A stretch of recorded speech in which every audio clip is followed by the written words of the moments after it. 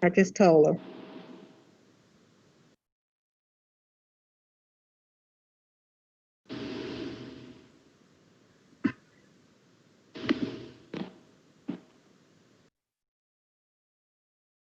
I just told her.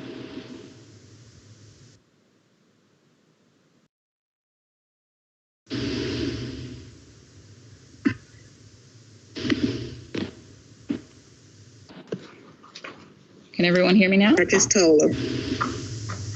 Got it? Okay. So, as I said before, we sent the MOU with our comments, questions, etc., strike-throughs on August 24th. Can everyone hear me now? I just told her. So you all have that. Got it? You want to Okay. just go through that and ask questions, or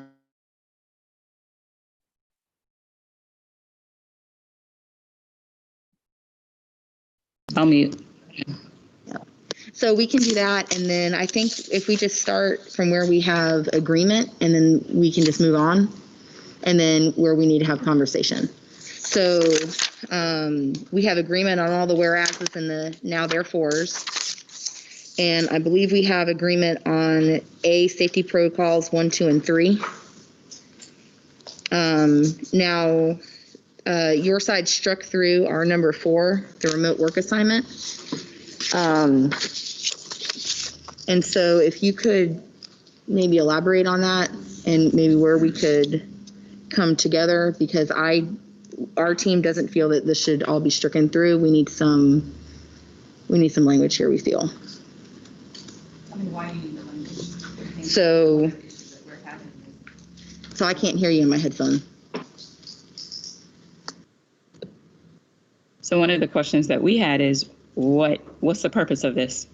So essentially, we're already providing a way for employees to request for remote work assignments, but just because which is the ADA and the ADA process, but to just say that they need to be provided a choice upon request, and we will work with them, especially if the student needs aren't there, will present an undue hardship on the district.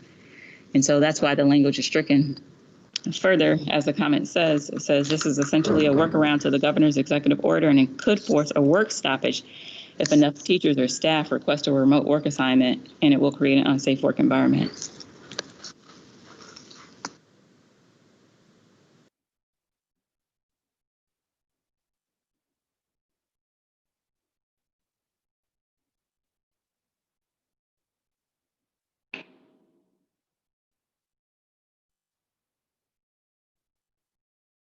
Can't hear.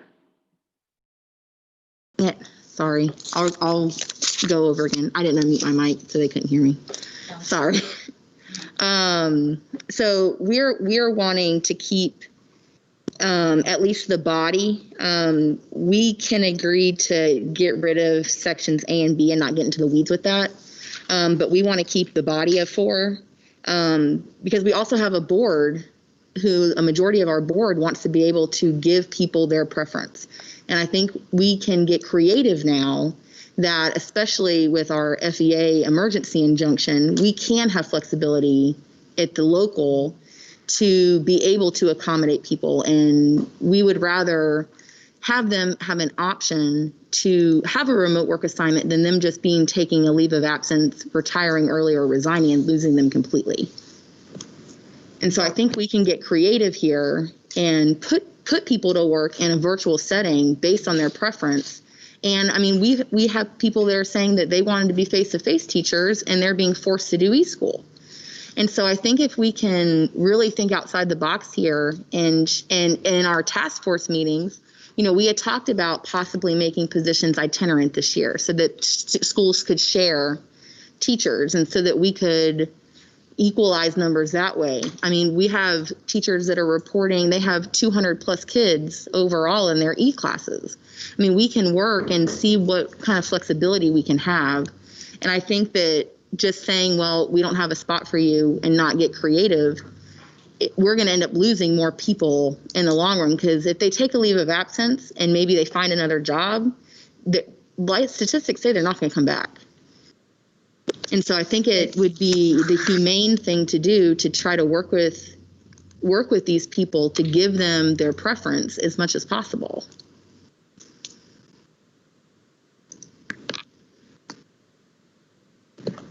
So I would say that we are doing that, especially via the ADA committee. One of the things that I think there's a common misconception that the denial is just a denial.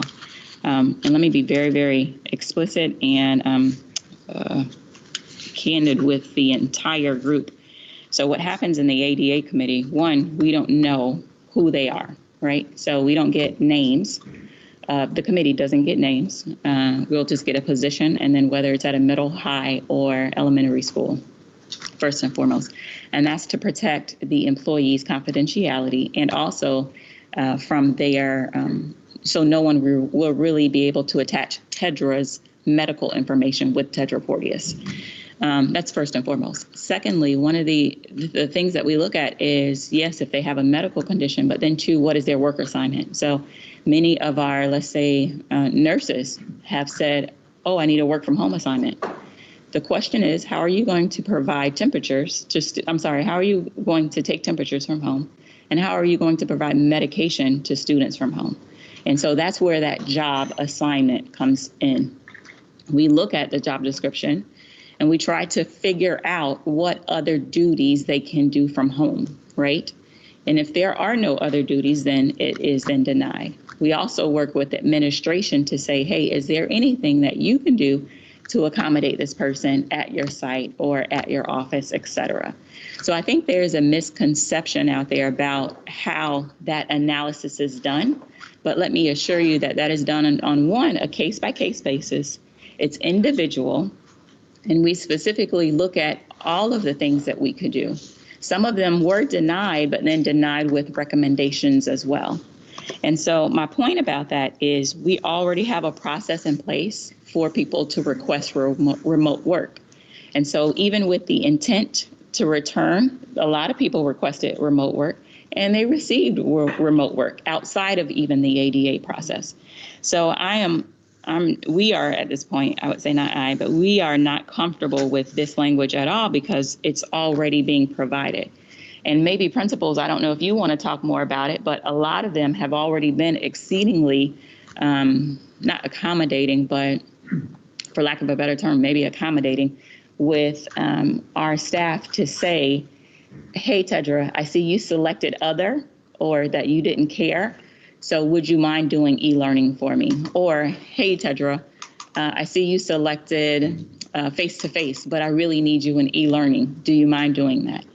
And doing the remote work. So I would say that this is already addressed and being done. We don't feel comfortable with this in here at all.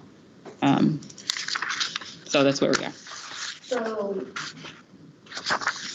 all right, I'm in a meeting now. No, sorry. All right. So the question is, I know when you provide them feedback, and we've seen the feedback with the hardship to the school, how does the principal know if it's a hardship if they don't know who the actual employee is? Like, are you just giving position or? So generally we'll say yes.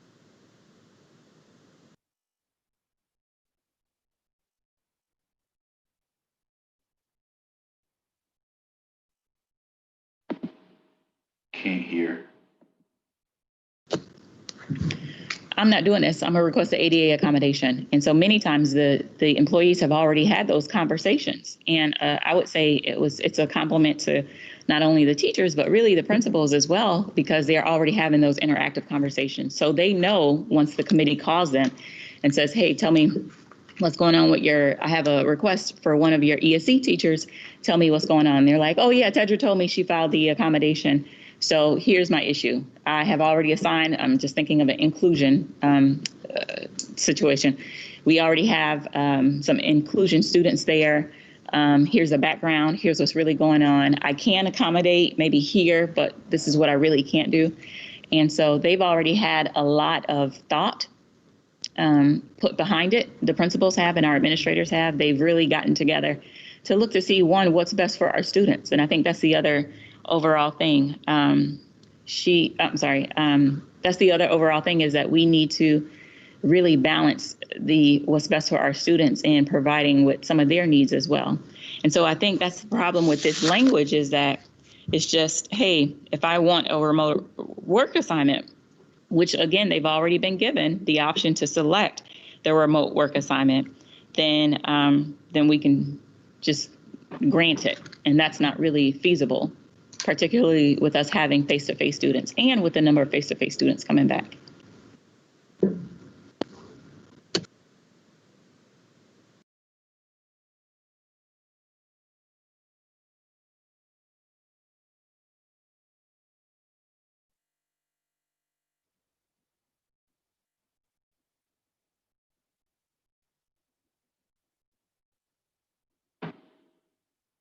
We can't hear.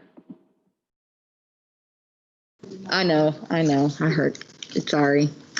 And you can't see my mouth moving to know that I'm talking, so.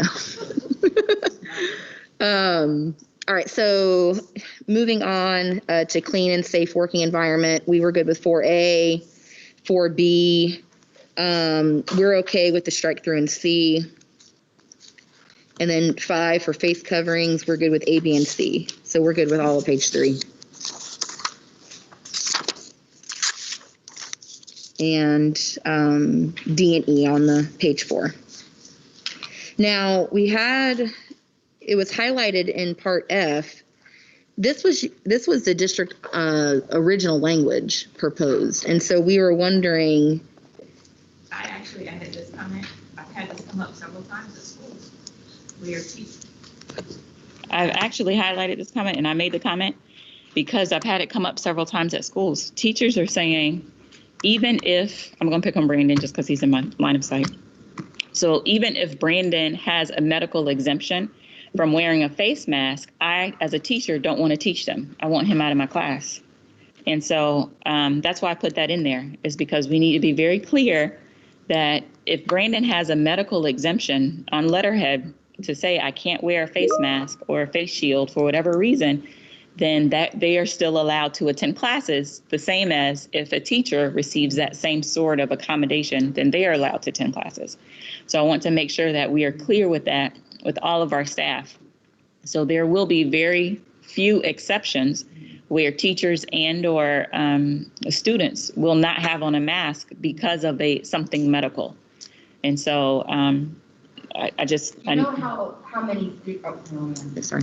Do you know how many students have turned in doctor's notes? Is this even a prevalent issue, really? I would say from what I've heard, not from y'all, but John, are you saying something?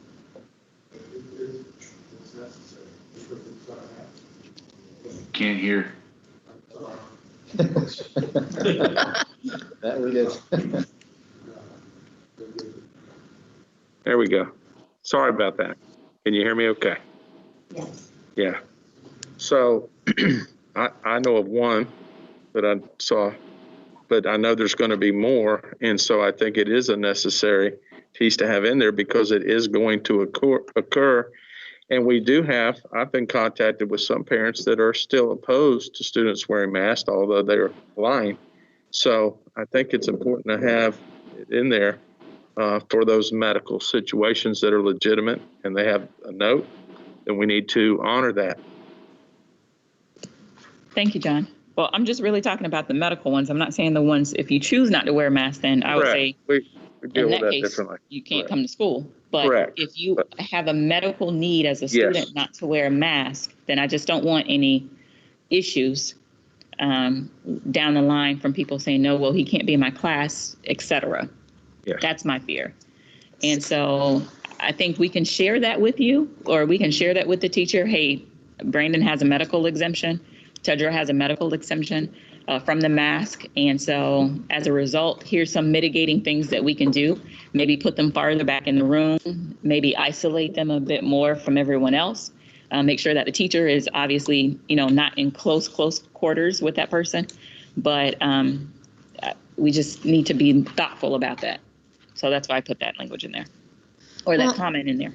Yeah.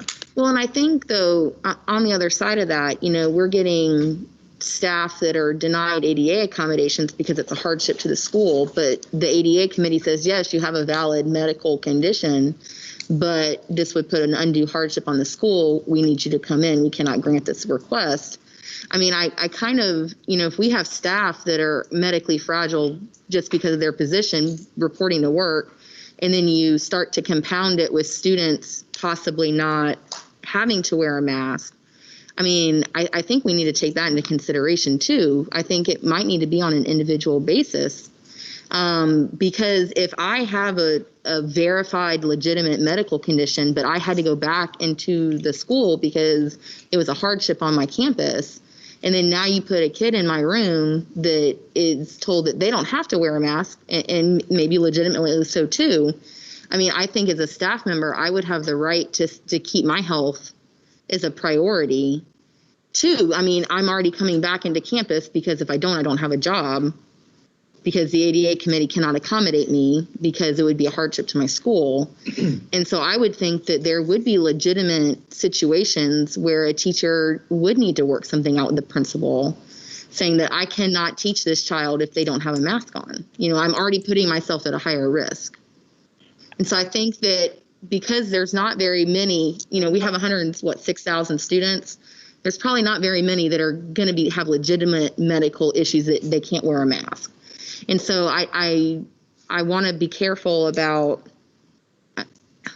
I think it probably needs to be done on more of an individual basis, because a teacher might have a legitimate, or an instructional support staff might have a legitimate concern about interacting with a child that's not wearing a mask.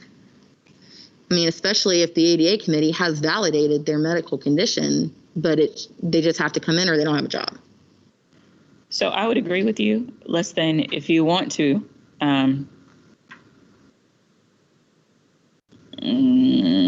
Let me think of some other language then. But I would agree. That's fine. And one more thing on F before we move. One more thing on F before we move on. We think should be changed to must provide a note. They must provide a medical note. Oh, okay. Okay. All right. Okay. And we're okay with striking G, the whole thing. Okay.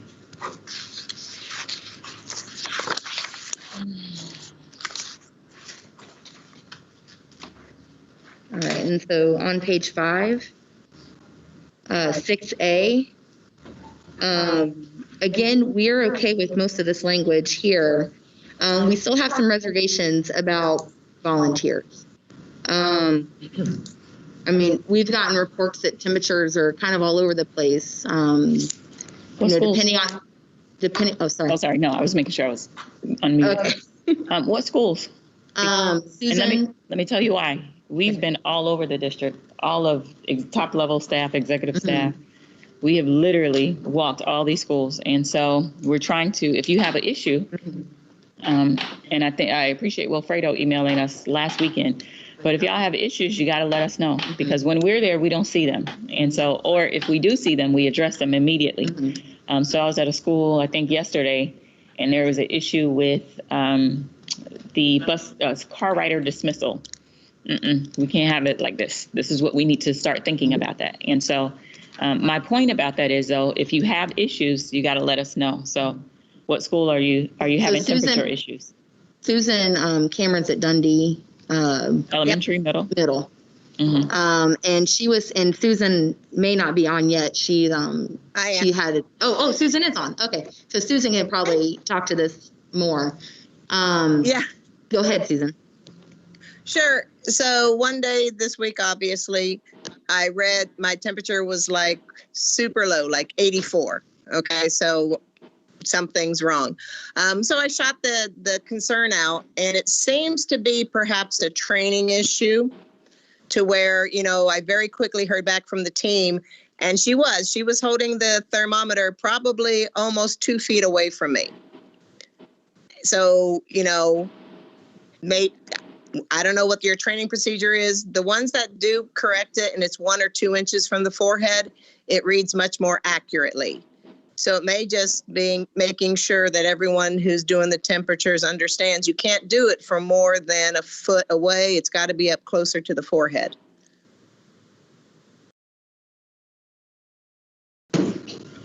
Thank you, Susan. I appreciate it. So what we'll do is touch base with all of our administrators to let them know to properly model taking temperatures for their staff so they know what to do. So, yeah, so we were really concerned, if it's just any staff who volunteer, what's the training procedure so that we can start limiting those maybe lower temperature gauges, and that if they are volunteering, that it shouldn't interfere with their primary function. Like if a teacher's volunteering to do it, it's not during instructional time. If a para is volunteering to do it, it's not during, when they're giving maybe accommodations to their student or their ESE class or whichever. And so if they are volunteering, that it wouldn't directly impact their primary function. I think we can we'll see. I guess here's a question. So staff that volunteer to do it, in my mind, obviously a teacher wouldn't volunteer if they know that they don't have plans. Can't hear. Volunteer in the morning. They can't hear you. Unmute, that's what you need to do, I'm unmute. say unmute. I'll be the So unmuter. I would say, I guess it really just depends on the staff. I don't necessarily think that's unreasonable. So I think we can say to an extent that it will interfere with their primary job duty, then yes. However, I think with a para, unless it's an ESE para, right, your basic paras can they float. So that's not really an issue. Your LPNs, that's what if they're a nurse, then that's fine. Yeah, right. Teachers, unless they are, I don't know. And maybe this is a question for principals. How's it going thus far with temperature taking? Who's doing it? Or do you have any volunteers? And what is it like?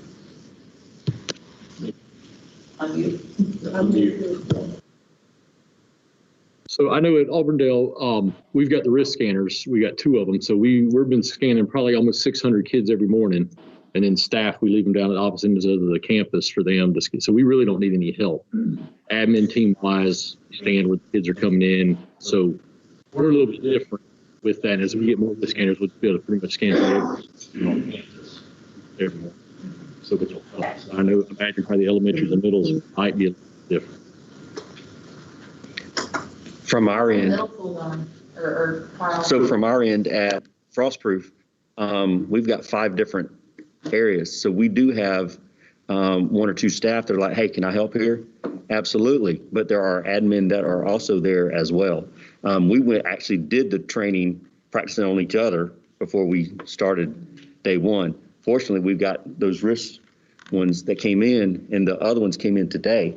So we're set. So if they can help, they can help. If not, then it's not an issue.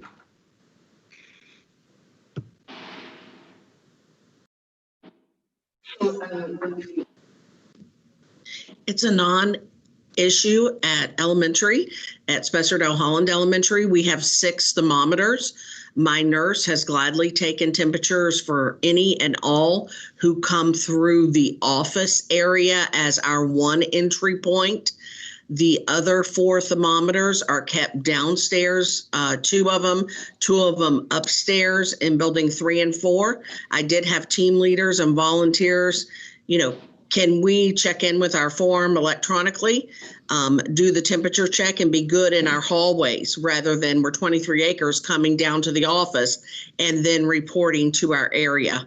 That was approved. It's going very well. They came to me and suggested this during a leadership team meeting. My lunchroom manager has one and she's doing everyone in the cafeteria. We retrieve those when my team of 6, and those are administrators and coaches who have volunteered, when we hit the campus to do the random checks. It's going very well. No complaints. Thank you, Melody. So Mr. Perron just advised that all the middle schools will have wrist thermometers after tomorrow, as well as the wands, temperature wands, and then all elementaries will get at least one wrist thermometer to assist. So I think that should make the process much, much smoother and easier for all of the sites that we have. But yes, I think we can still include the language if you all want to. It's not a big deal.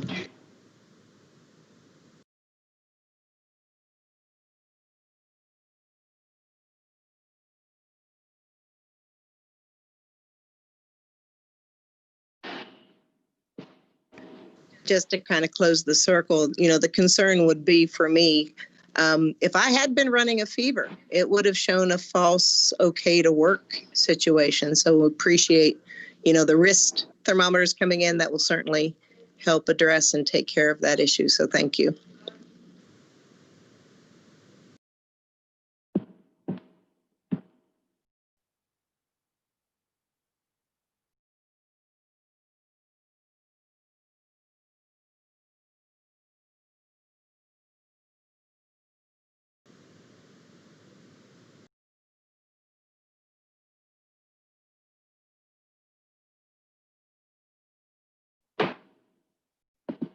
Can't hear.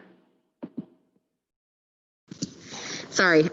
So to say that again, we're also good with the addition of the PCPS social media, emails, robocalls, and then it needed to be letter B. So we're good with that. And then so moving on to 7 visitors on campus, we didn't quite get to this part last time. And so we wanted to explain our strike through with employees in 7B. We wanted to talk about that and move that and maybe be a little bit more specific under the symptom screening and awareness and add a C, because we didn't want to lump in the employees screening procedure with visitors. And so if we look at still in 6, maybe possibly adding a C to talk about the employee screening in the beginning of the day. This is page 5. So right now, if you look at 7B, because we were good with 7A, that was, we had talked about that in the pre-planning MOU. But 7B, we had stricken through employees, not because we wanted it taken out, but we wanted to move and talk about the employee screening and 5 of 17 on the document that Laura had emailed. 7A, visitors on campus. Yeah, so 7 visitors on campus. It's our page 16. Oh, maybe mine printed, because I printed comments out, so it may have shortened it up. Sorry. So your number 7 visitors on campus, we're good with A. But going to B, and we didn't get to talk about this, we ran out of time last week. We had stricken through employees here, not because we didn't want to address the employee screening, but we felt that it was better suited in number 6 with symptom screening and awareness. And so to talk about what employees have to do every day versus what visitors have to do. And so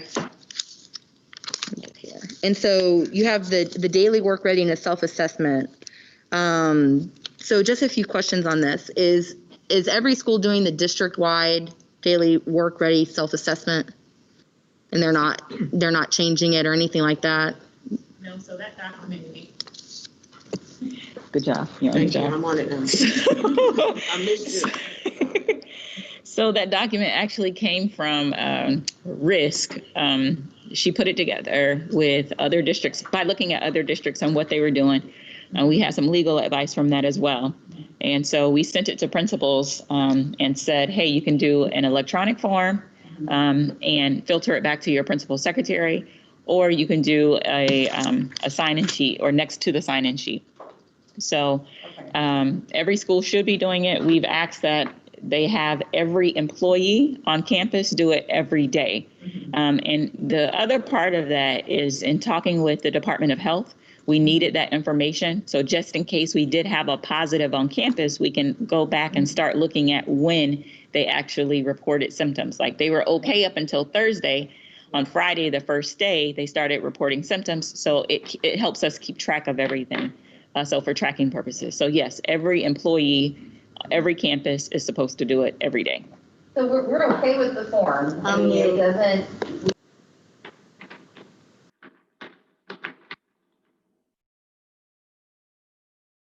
So we're okay with the form. You know, we had this vetted too. We're fine with the form. And so we wanted, in the symptoms and screening and awareness, we wanted to make sure that everybody was using the same form, that it wasn't modified. It was the district form. And so there were some things on here that we did want to address. And so is your side amiable to adding a 6C to specifically address the employee screening procedure? Because we would like to have that specifically addressed in that section. And so 6C. we would be adding like a 6C to address the employee screening. That's what it would look like. Employees will complete and sign and let them. And so,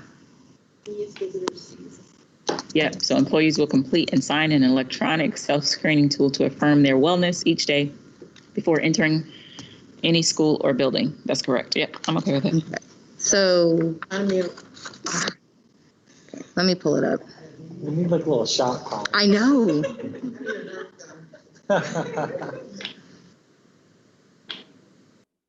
Okay. I'm doing it now. Yes, I'm unmuted. Okay. So, we wanted to talk with you guys through this. With your acknowledgement, you're calling it a fitness for duty on not on the language, on your actual form, on the health screening form. So when they sign, it's a determination of fitness for duty. And so where we're wanting to go with this is, I mean, if this is a fitness for duty, traditionally when people are put on fitness for duty, they're put on admin leave. And so we think that people should not have to use their sick time or their own personal time here.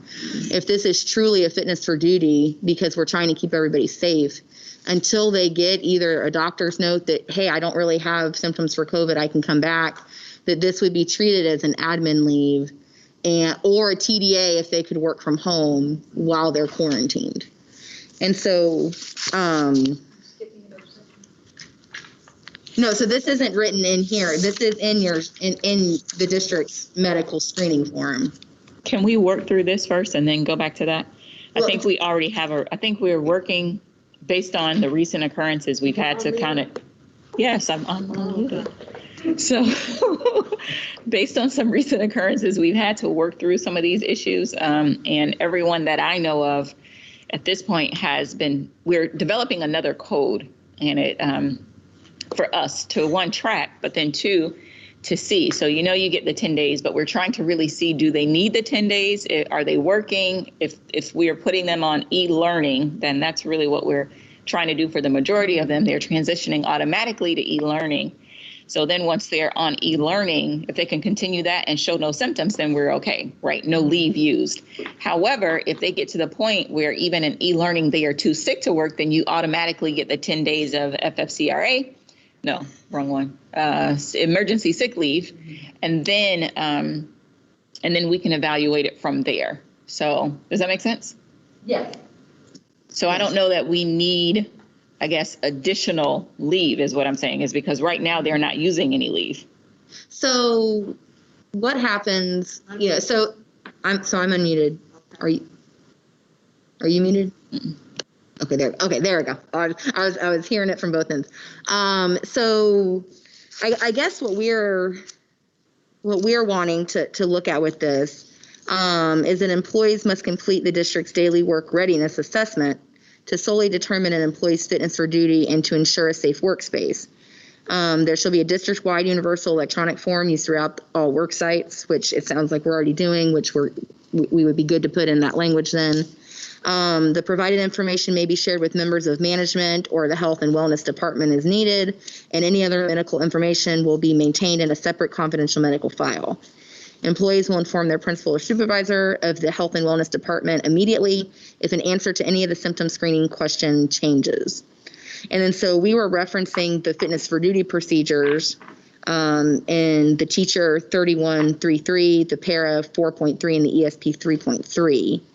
And that if they were sent home, because they're being sent home if they have symptoms that they have to get checked out, with their doctor or anything like that, and they're unable to work remotely. So instructional staff, we could transition them, I think, into an e-school position probably pretty easily with the way you guys want to do the proctoring language. But what about staff that are not as easily transitioned to a remote work assignment? If they're being sent home because they're answering honestly to the screening, which we want them to do, we want them to answer honestly so that we can keep our schools open. And so we want them to answer honestly, but I think if I'm in a position where I cannot take, if I don't have sick time maybe, or a lot or whatnot, people may not answer as honestly as we need them to. And so if we're treating this as a fitness for duty, if they do have a symptom, we want them to get checked out and go to their healthcare provider to make sure that they might have COVID, they might not have COVID, but we want to know for sure. And so ensuring that they're not using their own time, or if they're out of time, because we have those instances too, where people, they have intermittent leave, they use up their time. And so we don't want people to come to work sick when they're out of leave or possibly using up their own leave, and they don't want to do that. And so we want to make sure that they're answering this honestly so that we can keep schools open and not have to shut schools down.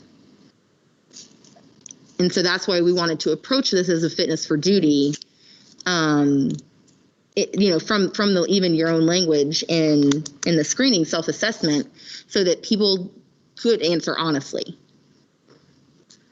and felt that they could.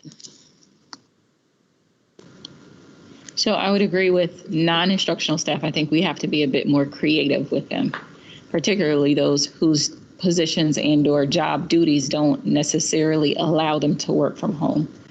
I don't necessarily have an issue. I don't know if Mr. Perrone would, but I don't necessarily have an issue with maybe giving 2 days of admin leave for them to go to a medical provider at that point. Once they are tested, I want to say at that point, once they are tested and then have to isolate, then that's when the 10 days of the emergency sick leave kicks in, if I'm not mistaken. So if that is something, then I think that's an easy fix for our staff. I'm a bit hesitant though to do it because I would really like for our, maybe I'm putting too much on administrators, but I would really like for our administrators to ideally work with Tedra the para to say, hey, go home, period. If they are there that day, they likely won't be charged sick leave for that day. And the questions that we are getting is how do you code the leave? So it's not necessarily admin leave per se. Let me work on it. I need to work through it. I see what you're saying, but let me just work through it and then we'll go from there.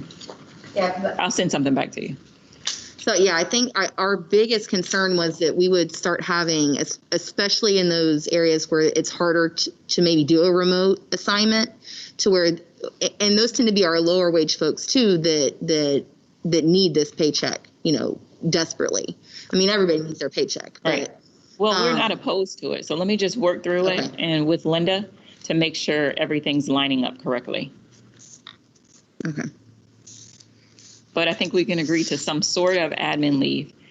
I would say at this point, 2 or 3 days max, no more than that. And that will be for them to get tested and or show symptoms. But then at that point, they need to return to work if you don't have any symptoms or if you've gotten a negative test. Okay. Just on a side note, is the Department of Health working on maybe expediting education staff tests so that we can get tests back quicker? Mr. Hill will take it.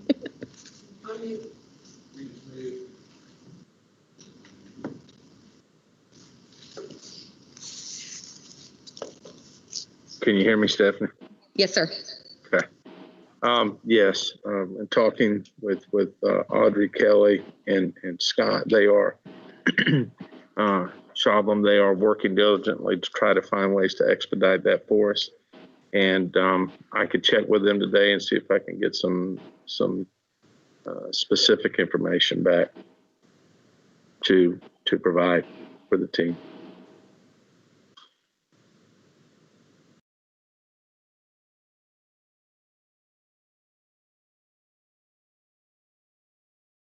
Thank you.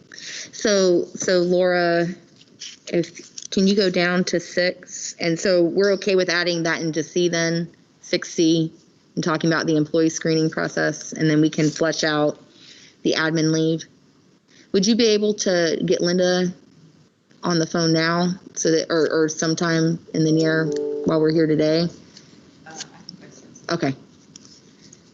All right, so then we'll come back to C once we get some guidance from Linda. Okay. So again, we're good with 7A, the visitors on campus. And so I had a clarifying question. With collaborative partners, would that include our SROs with the Sheriff's Department as collaborative partners? They need to be wearing masks as well. So what's because I've heard conflicting things. Some schools are wearing them, and then we've gotten some that they're not, the SROs are not wearing them. And then Are jurisdictionally not necessarily ours. Mute. Were you going to respond? I'm sorry. Okay. I was probably going to say the same thing you were going to say, in that SROs are not our jurisdiction. They have their direction, and we do have a memo from the Office of Safe Schools, from the Sheriff's Department and local municipalities about the differences with law enforcement officers wearing masks. Our guardians are wearing masks because they're our employees, our direct employees. So there is some different guidance there that is beyond our scope, if you will. Yeah, I just wanted to talk that out because I've heard two different things, and we've gotten those questions. So I wanted to see if they fell into that collaborative partners or if they were a separate deal. So thanks for the clarification.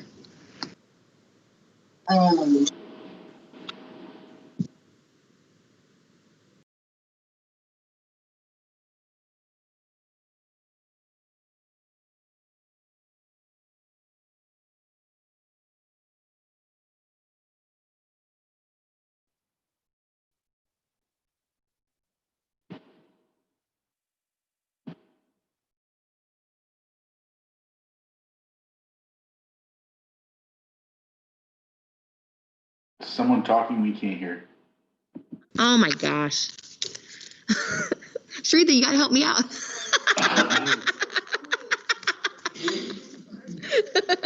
Okay, I'll go back. I'm so sorry. So with 7A, we're good. We're good with 7B now, since we're moving the employee screening procedures into 6.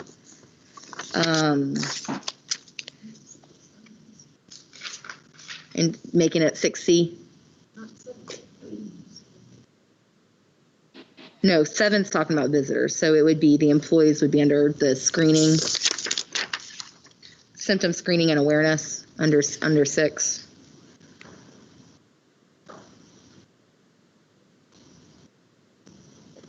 Okay. We're good with 7C, and we're okay with striking D.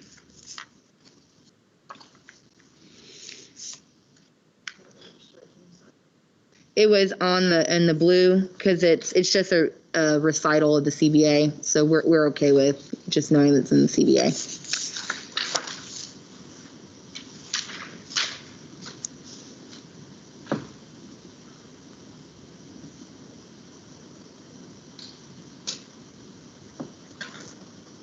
Yeah, so we can delete that.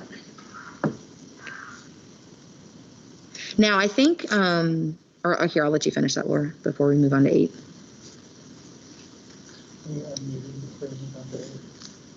I'm unmuted? Said are you? Yes, I am.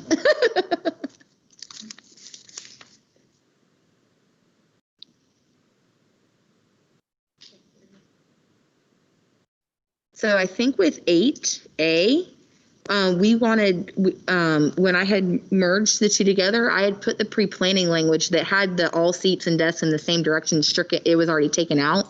So I think this got copied from maybe our first one. And so from the pre-planning MOU, we had taken that out. So we're good with whatever the pre-planning MOU language, whatever that says verbatim, going in place of that. Because we had decided on, what was it, the 19th? Yeah, that, so if we can just copy and paste the pre-planning, I think it's number 8 in the pre-planning. But then we're good with that.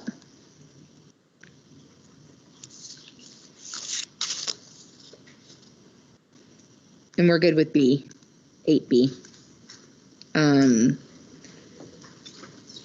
All right.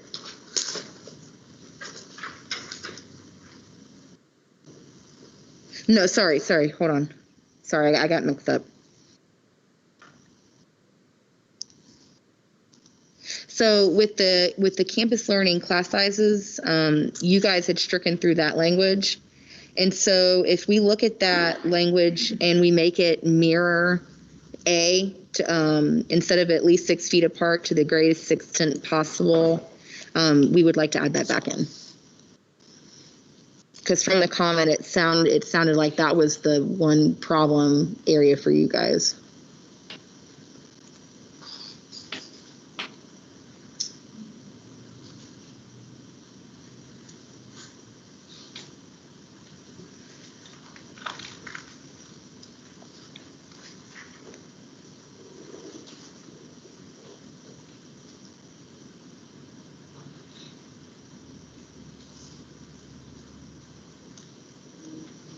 Oh, wait.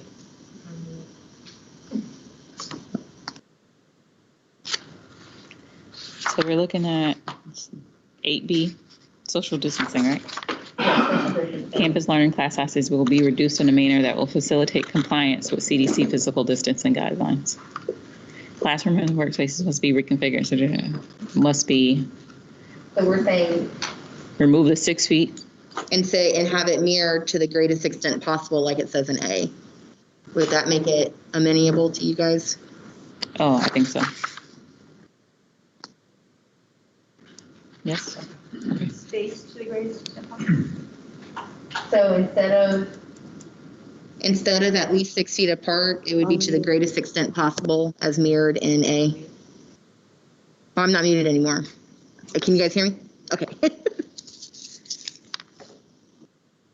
So then adding that back in so that would be B, and then teachers must minimize would now be the C. Keeping everything else in B, just changing it to. Yes.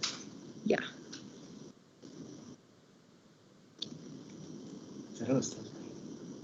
No, it's never going to stop raining here.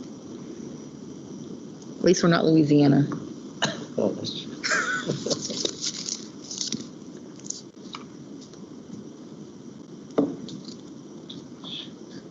Go back to 8A.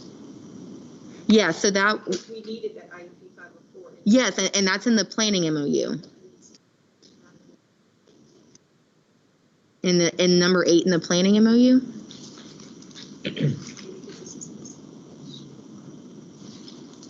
Here, let me see if I have it, and I'll put it in the chat. It just ends at greatest extent possible, and it says the pillows. Goes to the pillows. Here, let me see.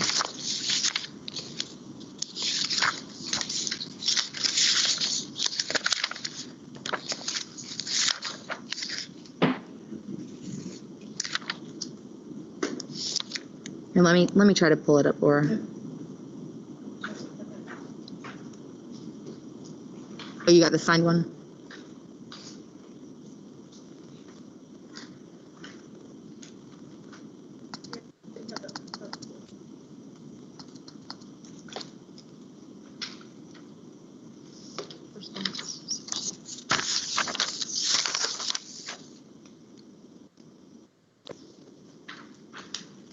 Okay, then let's take this language and just add that in for the ESE 504.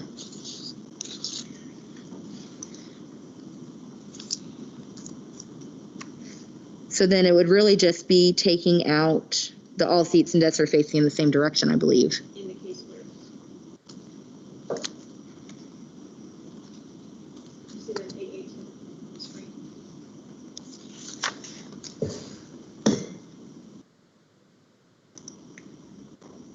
So except in the case where, yeah, so take out, yep, yeah. And then there wouldn't be a period after possible. Because that would be one sentence now. Okay, maybe. Maybe I'm thinking too much about this, but the configuration of classrooms will provide for space between student desks to allow for social distancing just where possible. To allow for social distancing where possible. Do you need to specify IEP and 504 plans and? Well, that was something you guys brought and wanted that in, and you were okay with it. So maybe that was, but you guys brought that language and we were okay with it. I think we added that part. Just in case there was some type of. The all seats should Yes. face the same direction, right? But now that we've stricken the all seats should face the same direction language, I don't know. This is just me. If you want to leave it, we can leave it. That's my point, right? So you can actually. Okay. That's fine. So social distancing where possible. I would say to the greatest extent possible, because we want them, with the room they have, to be as spaced out as they can be. But like some classrooms aren't. Well, I know some are smaller, but still, to the greatest extent they can, they need to be spaced out. So we know that's going to look different in each room, because you might have a big room, somebody might have a smaller room. So it's not going to be. So what about 2 children at this desk? Right? Well, but if they have that's tables though, and that's what they have, then they still might be spaced out to the greatest extent possible. Okay. You know what I mean? So I think it's depending on what they have in their room, it depends on what that looks like. So I see Ty shaking. Yeah. I mean, I think one thing you have to realize is that every classroom's different in size, and depending on where you're at, I know being at Lake Alfred Adair years ago, some of those classrooms are really small. At Auburndale, we have some rooms that are really big. We have some rooms that are smaller, but then teachers have tables, some have desks. We have science labs, computer labs, so you got to kind of do what works for you as a school. And, at Auburndale, we've told the teachers to be creative, do what you need to do, and admin teams walked around and looked through the rooms to kind of ensure that, and gave teachers kind of the,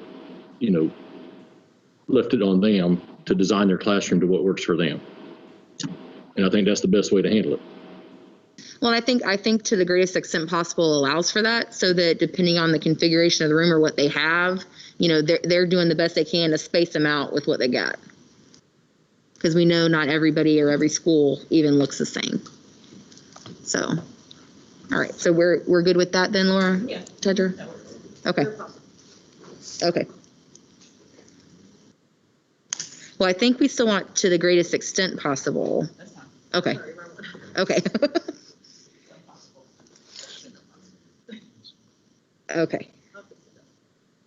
All right. So then we've added back in B and added to the greatest extent possible. So we're good with B. And then we're good with the new C.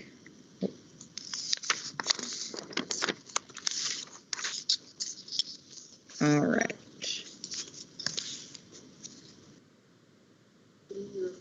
Yeah, we're good with striking that.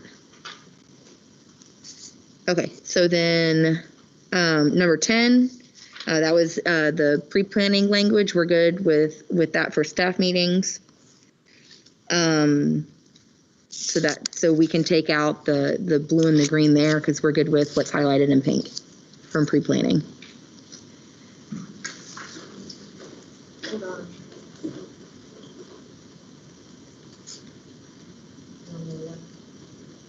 Not yet.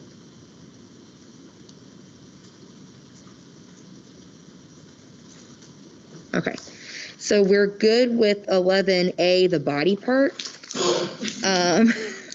So we wanted to have some conversation with the process flow charts. So with the 11A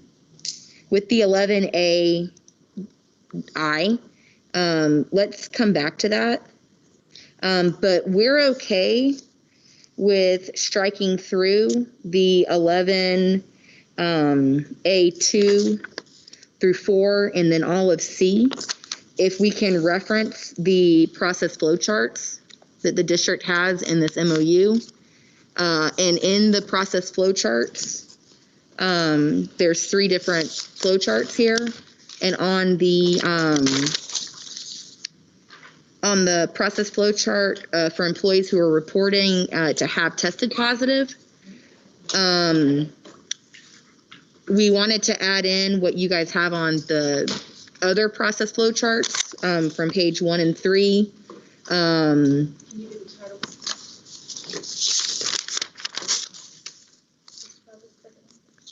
Sorry, the second one, yeah. So in the first and the third one, you guys have like principal manager will need to ensure that the employee doesn't return to work and advise employee to complete exposure form. Employee submits a release note to risk management from a healthcare provider to return to work. Risk management will notify the school or department of approval to return to work. We want that added into the second one because it's on page 1 and page 3, but it's not on page 2. And so if we can add that into all 3 process flows and reference it here, yes. So that they would have to return a doctor's note to risk management, and risk management would notify the manager that they're good to come back to work, because it's in the processes on page 1 and 3, just not when they actually test positive. I think there is a reason for that. If there is, can you elaborate? Because we just found it odd that it was in the other 2, but then when they actually tested positive for COVID, they didn't need a doctor's note to come back. Let me get with Linda on this one. These are something that her office. Guidelines changed. I want to say that. Yeah. Well, we're not going to retest. So like everybody else needs a doctor's note to come back so that they're being released from their doctor. Not that they have to get a negative test to come back. But I think what he's saying is the guidelines have now changed for those who are exposed and symptomatic. So based on our last meeting at the principals meetings, I think last week, I don't want to misquote them, but I'm almost certain, so please correct me if I'm wrong, team, that the health department said you just stay out the 14 days. You don't have to be tested anymore to come back to work. So, right. And so previously on 7/19, when we came up with these, we were going off of you had to be tested. So that recently changed. So my whole point is, can we just wait on these? Because these have been updated. I'm almost certain they've been updated. And so I'll provide you the updated copies. Just let me get with Linda to make sure she's done them. Can we reference the flow charts in this section that we will follow? You want to say the most up-to-date flow charts? Right, exactly. As long as we have notification when they do get updated. I don't mind, yeah. Okay. That is going to be a very important word there, updated. So if we can reference the flow charts and then attach them, and then we can update the attachments as needed. They are referenced. I'm confused. No. In 11, we didn't see. Oh, okay. So it's the attached 3 process flow charts. Okay. So yes. So we're okay with that. Especially, please, if they are updated, we need to be notified, and so that we have updated flow charts. They're And on the reopening webpage. The most up to date will be. 21st. Well, when they are updated, can we be notified? Of course. Okay. Me too. Yeah. Of course. Ditto.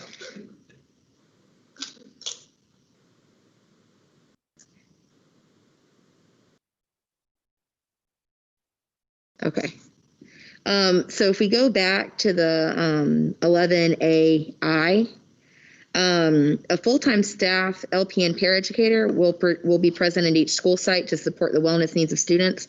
That was in your proposed language, and so, but then in the comment it said it was not possible due to shortage staffing. But that was something that you guys brought and we were okay with. What's not possible is the trained health aide, I believe. The comment just ended up the adherence to that statement. All the comments refer to the additional health aide. Okay, then we were confused when reading it because it was highlighted, and so we thought that was being pertained.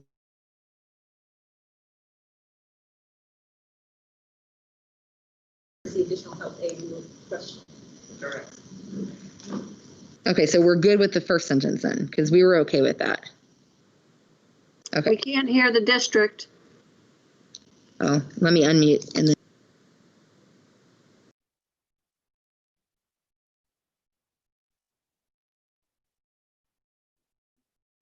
All right, so we did have some concern with the isolation areas. I know we had presented that they must be staffed by a trained health aide.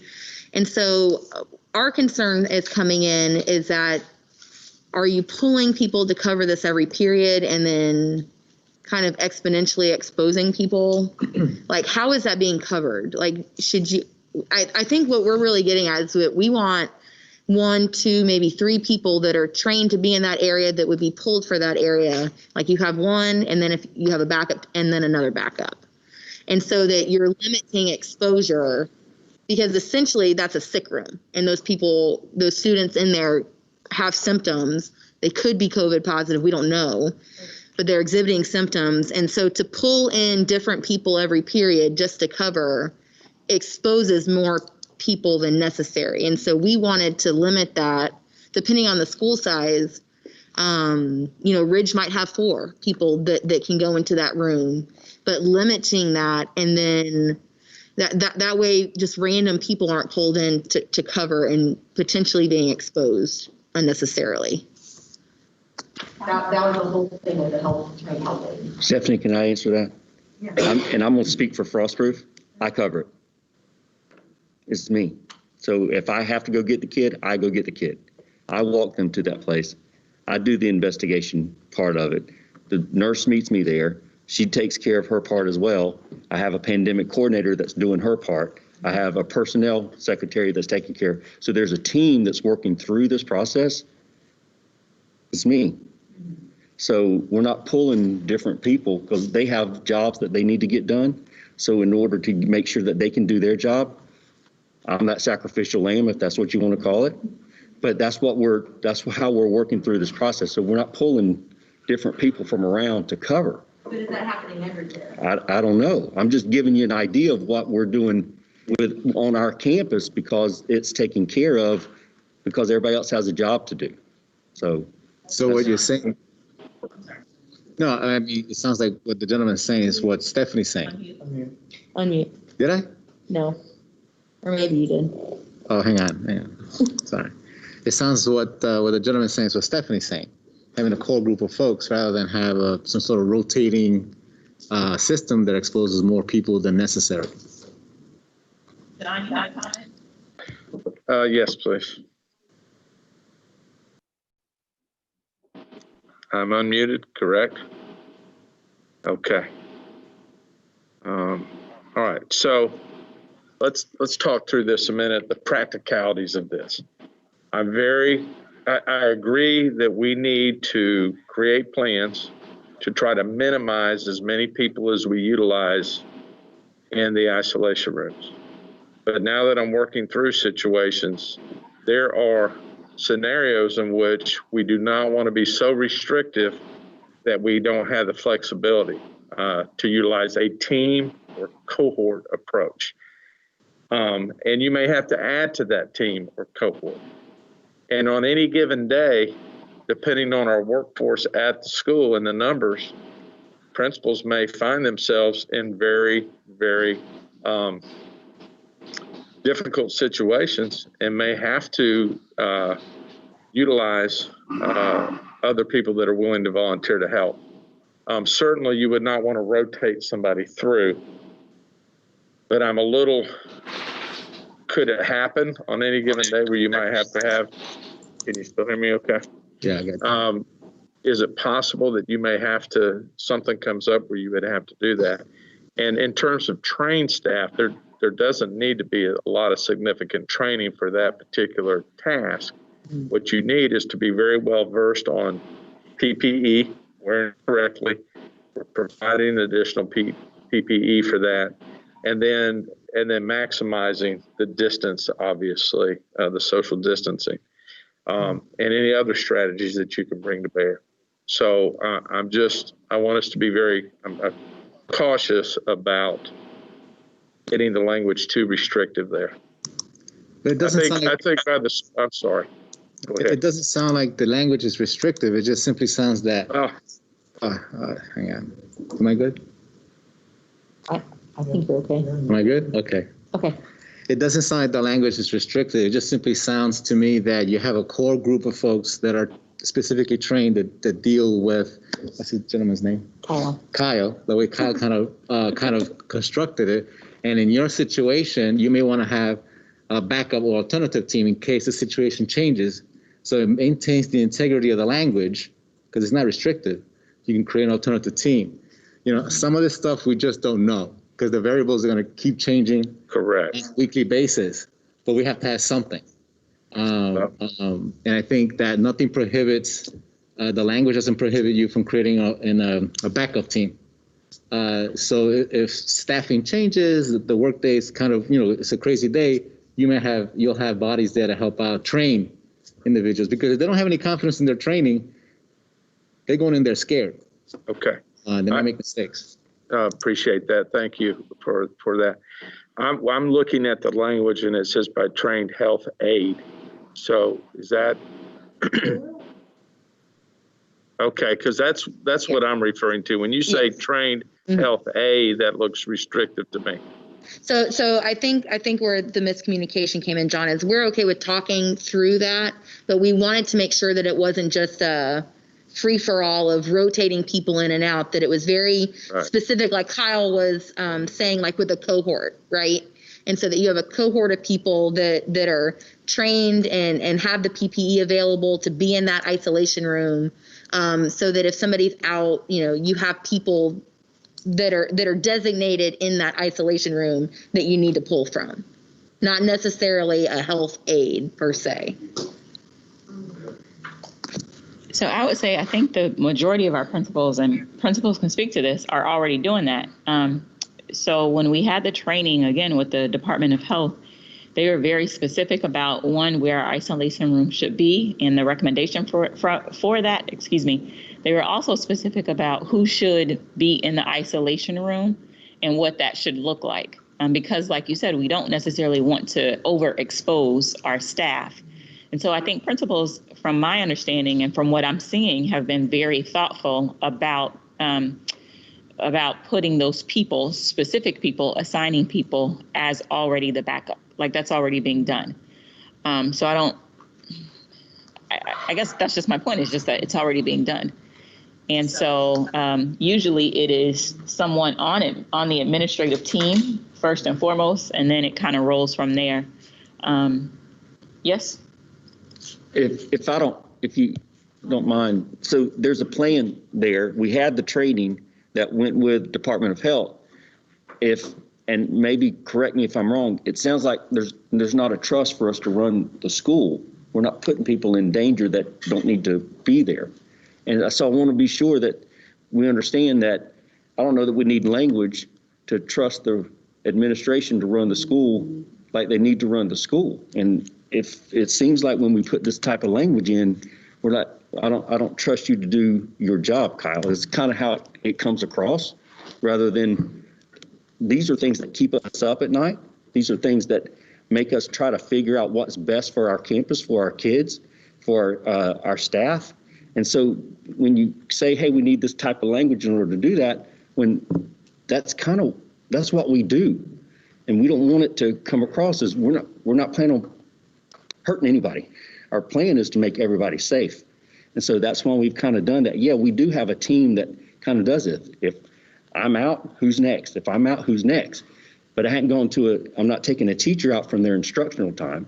I'm not taking an ESE pair out from what they're needing to do in order to run this particular, this room. So I just want to be sure it's not coming across where we don't trust you to do your job. And that's kind of how it sounds a little bit. And I really don't want it to be that way.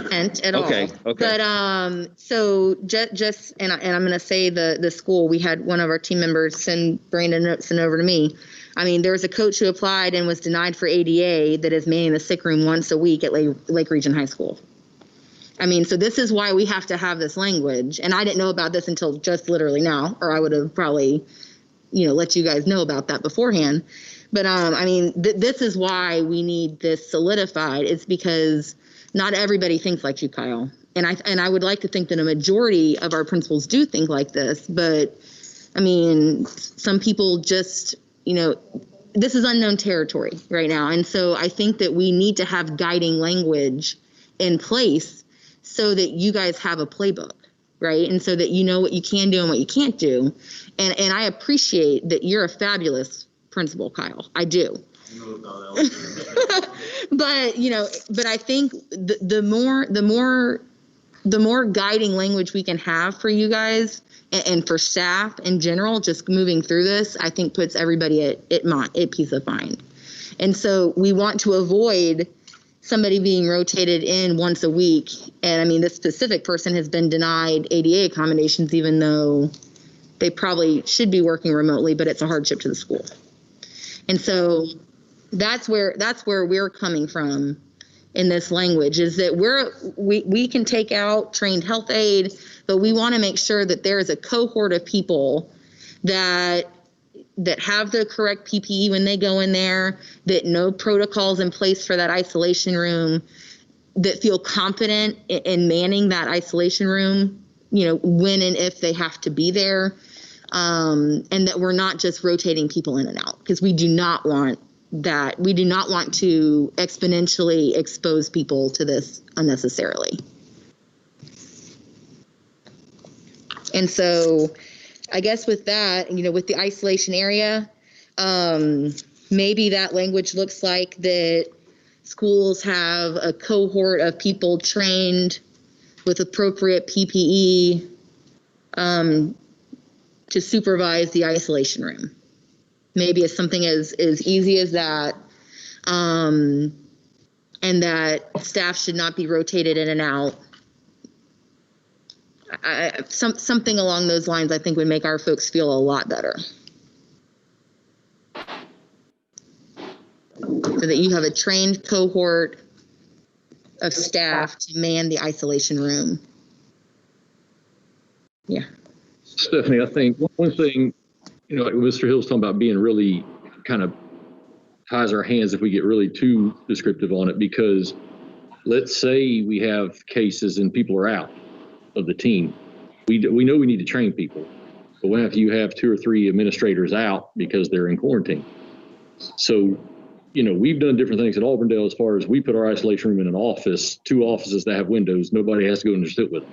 You can monitor the kid from the window to try to keep us safe and, everything else. So, we already have our plan, but I think probably the majority of schools have a plan in place, and we've talked to our staff members, but as we go, we don't know how many people are going to be quarantined at one time. It could be 6, it could be 1, it could be 2. So I think we need to make sure somewhere in there, maybe like instead of the health aide, that, people are at least trained for it, but we might have to ask somebody to help us, at certain times, if we have multiple people out. And that's kind of, I think, where, I don't know, I'll get up early every morning trying to think of stuff and to how to rearrange and what we can do. I mean, I move secretaries out of offices. Hey, I need your office. It's going to become an isolation room. Not the best thing, but that's the best for our admin team, the best for our school, so nobody has to sit in that office. Who wants to sit in there with the isolation room? Who's going to get that job? Because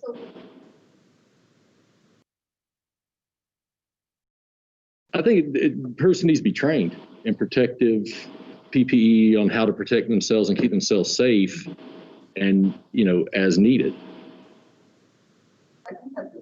What you're saying. Well, go ahead. I don't think we're. Can't hear you, Wilfredo. Sorry. Okay.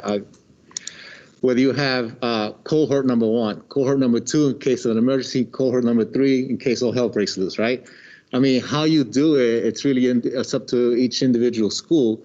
But what our point is trying to say, what we're trying to convey to you is the points that Stephanie said, rotating people in and out, perhaps with no training, perhaps those that don't want to, perhaps, however that kind of plays itself out.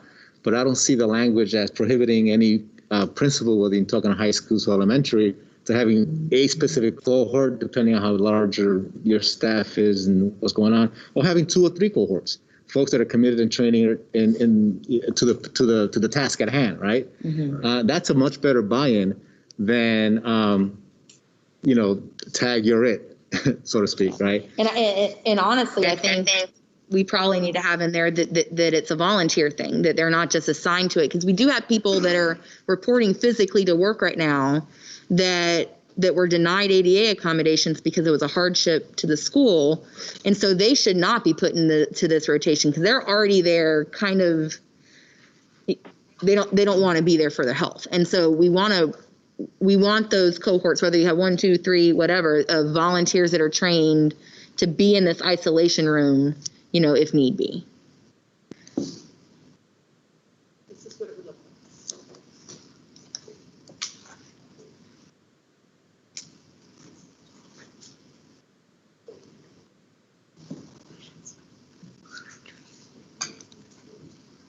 I wouldn't train volunteers. Yeah. Train volunteers.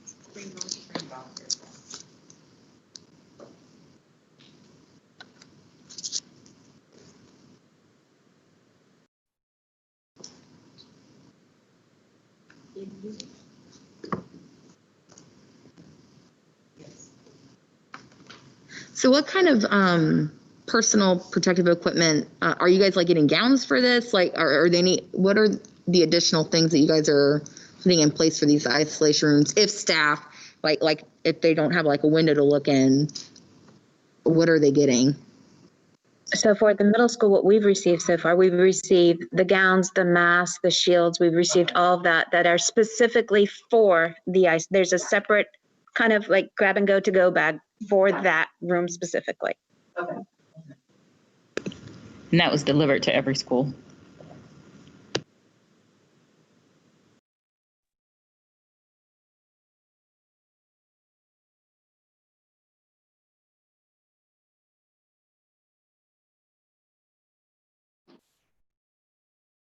Feasible. That was already there.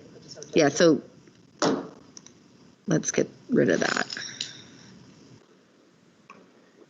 I was just going to recommend isolation areas must be staffed by trained volunteer staff as outlined in the COVID operations guide, because that's what the principals have to go by. Okay. And then that kind of captures all the PPE, the protocols that they've established for their teams. And there are it's updated versions, but. All right, we're okay with that. Okay. Can we go ahead and talk about that, please? What principals are Doing for the guidelines? Or where is it found on the district website? Individual. the one from? The COVID-19 operations guide? John? I think it's too much. So do you guys have it on your school?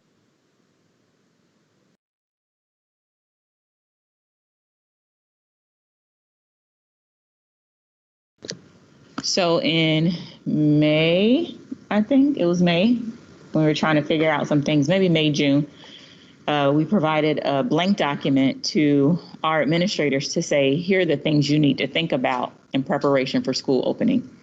And so they had to literally go through and complete each section of the document. And it was specific to their school site. So it was a document that all of our administrators pretty much sat in a team, right? And you worked with your administrative team on your isolation room, on what happens if you have a positive student. This was before kind of all the other things came out from the district. So we wanted them to just start thinking about some of those things. So, right. I was just about to say that, yeah. Mm-hmm. Yeah. Did you have to turn them into regionals? Could we get, just so we have it, so like we know that what Auburndale's doing is different from what like Gibson's doing, so that when we get calls, we don't say it's all, because it's not all uniform. It seems like it's different school to school, so that we can better advise people that call us. I don't know that we've shared that with anybody yet. Let me just see if we can provide that, because I don't want, one of the things that I think we also had to look at is how it works with Marjorie Stoneman Douglas as well. And so the safety protocols and guidelines, especially now in light of COVID. And so I don't want to provide anything that may not be for public consumption right now. But let me just see, let me check, and then we can go from there. Right. I would have concern referencing a document in an MOU for teachers that teachers can't readily access. That's fair. That's not a problem. Maybe say something different, but that would be my concern. I guess that's what I was trying to, you said it so much better than I did, Brandon. Yep. On through staff period. Period, yeah.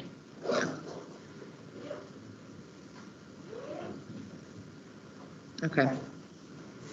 And then you're okay if, as long as the process flow charts are updated and they're attached with this MOU, then we're okay with getting rid of the other stuff.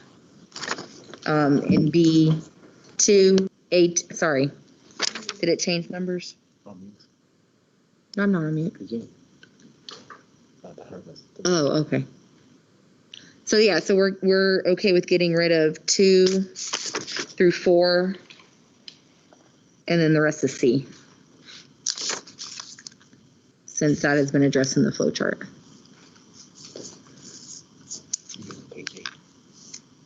Yes.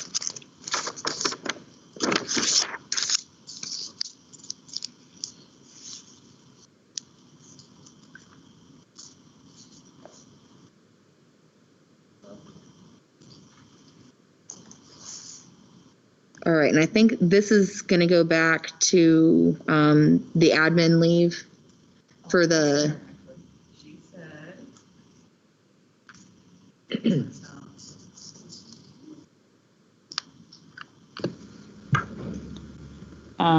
Emergency sick pay, as discussed, so for the FFCRA, and we already have the code.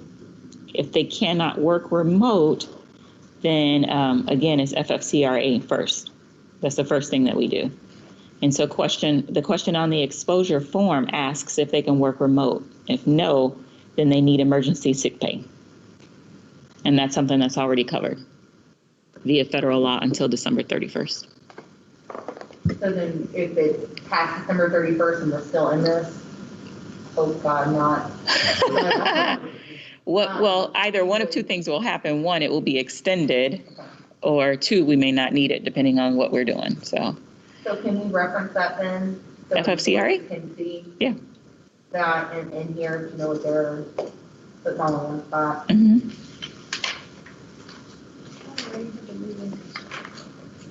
And so when that runs out, like, what if it happens a couple of times?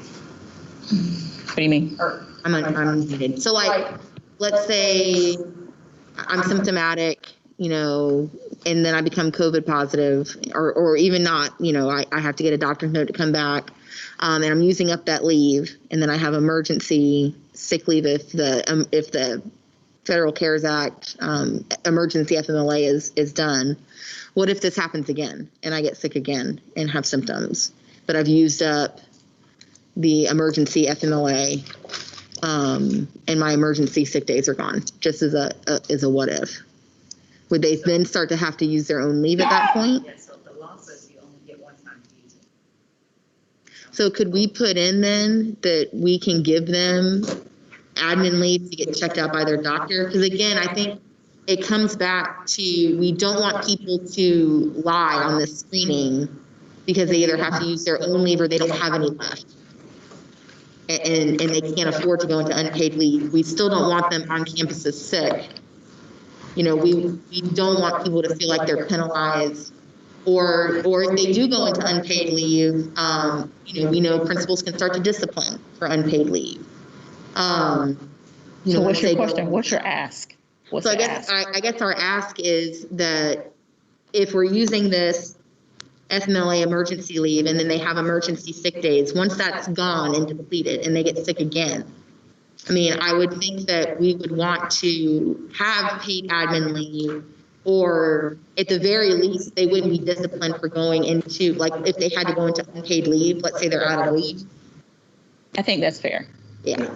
I would say that that's fair. Yeah, I would prefer not to use the admin leave, but then just allow them to go into an unpaid status without being disciplined. Yeah, I think that's something that to me, I hate to say it that way, it's almost a no-brainer. We don't want to unduly harm our employees by, one, them being exposed to or having COVID and then disciplining them for continuing to be out because of either a COVID symptom or let's say they continue to test positive. I know we had somebody that tested positive for like 8 weeks after no symptoms. So I think that's a fair ask, yes. Okay. So then I guess we need a code for that too. Probably we'll need another code for that, yes. Okay. We'll work on the codes. Already have a code, right? Yes. Yeah. We have a code for leave without pay. What we're trying to do is track everything. Yeah. Right. So I know that like we've already developed another code for those that are quarantining. But for those that are out beyond their sick leave or not using their sick leave, they don't have any leave, they've run out of all of the federal leave available to them, then we'll still need another code because it will look like just regular leave without pay. Right. And so we don't want that. So for tracking purposes, That's a yeah. multi-purpose code, the leave without pay, because you can go to no pay before FMLA. So Right. it's all reasons. So, Leave without pay due to COVID. yeah. Okay, so we'll do it. We'll figure it out. We have a.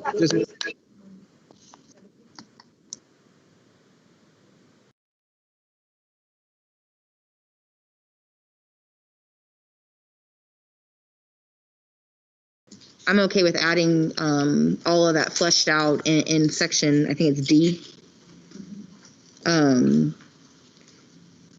Which,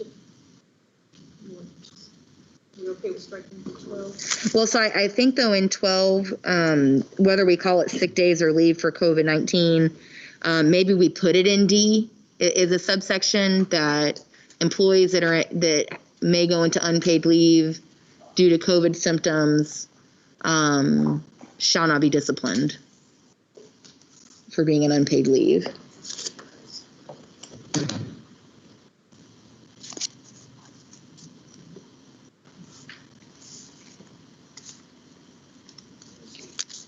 And I mean, I think though, to get back to the, I think original argument here is that we don't want people lying on the screening because either they're afraid that for whatever reason, they're not getting a paycheck, even if they go into unpaid leave and they know they're not going to be disciplined.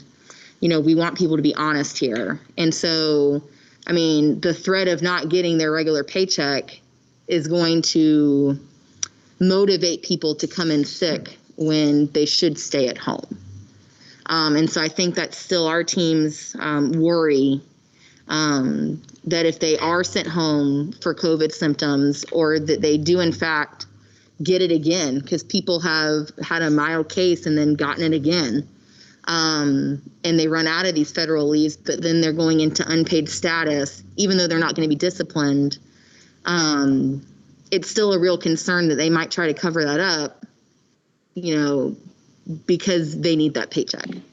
And so that's still our concern here, is that we want people to be as honest as possible without having a financial penalty for being honest, after they've exhausted all of the federal leave. And Pedro, you should know that at least I'm starting to feel calls where folks are going to come in. without sharing it, I'm telling you, I'm starting to feel called because folks are articulating, I need my paycheck, I gotta get paid. And we're telling them. And we're doing the best. You gotta leave. Please stay home. Right, yeah, I mean, we're starting to feel those calls. So we want them to be honest and to, of course, do the right thing and fill out the forms, et cetera, et cetera. Mm-hmm. But at some point, you know, and they're increasing in numbers. So let me tell you this, we are getting a number of those calls as well. In fact, today, with everything that happened, well, over the last 3 days with everything that happened, those that have either been exposed or whatever the case may have been, that's the first question. What about my leave? How are we going to code this? Not only from them, from the secretary and from their administrator, because the administrator doesn't want them unduly harmed. And so I think we, just like you all are concerned about it, I would go out on a very, very, I'll go out on a limb and just say our administrators are concerned about their employees as well. And so we are trying to catch up with everything, if that makes sense. And so that's where the codes for us come in. But for now, no one that has a mandated exposure or a mandated leave via an exposure, positive, otherwise, will, they can use one of the leaves that we have available for them. So I guess so I guess if we get past and we start having some situations, maybe we address it then. Yes. We would be okay with that. You know, if that does happen, then we can come back to the table and address that. the blue, I moved that from C. So.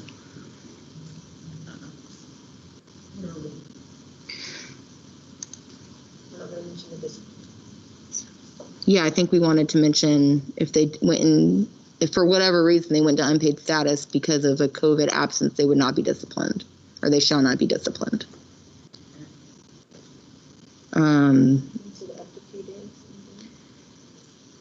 And so what did Linda say about the 2 or 3 days of emergency sick? Which one does that fall under? In 1 through 4. Sick leave through FFCRA. Okay. And that's, you said that's 3 days? No, it's 10 days. No, oh, okay, so I guess I'm getting them mixed up in my head then. So you have the 10 days or the 80 hours, which is the federal. Mm-hmm. All of that is federal. Okay.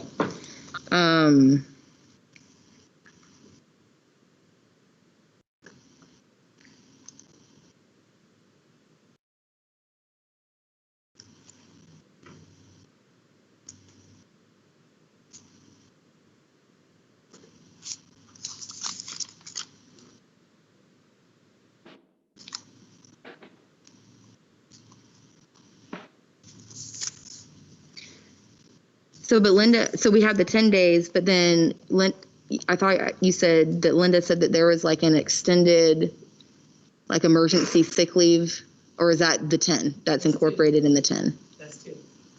That's 2 days. No, that's number 2. Okay. Thank you. Like, so, okay. And that's paid then? Or it's paid to a certain extent. So it's paid 2/3 of your leave is paid. And then the other third you have to pay. Gotcha. And so that's like for the, also, so the childcare would fall under that too then? Yes. Okay. Okay. So that's not just accessible for the childcare issue then? No. Okay. Family medical leave, so anybody who's covered. Gotcha. Just broadens it. Gotcha.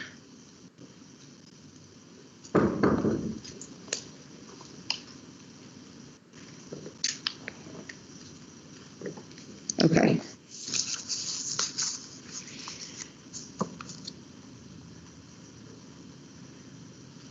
So did we want to, where you have where it's blue right now? Okay. And we're moving that into here.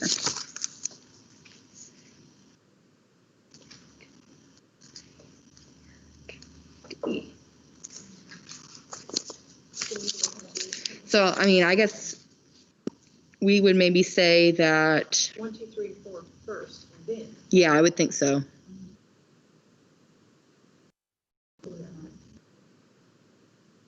That was just moved from the other section.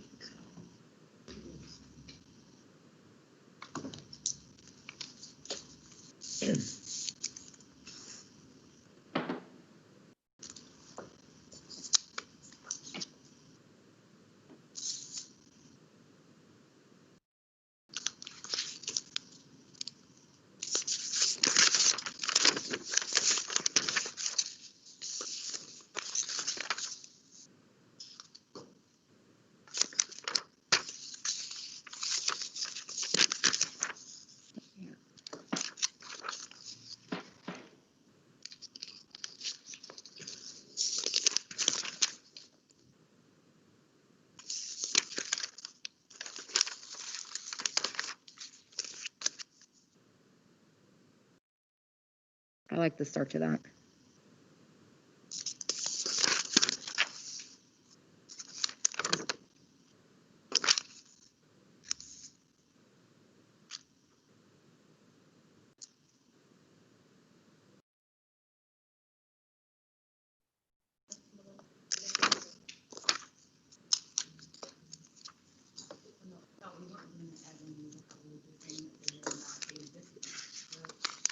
Yeah.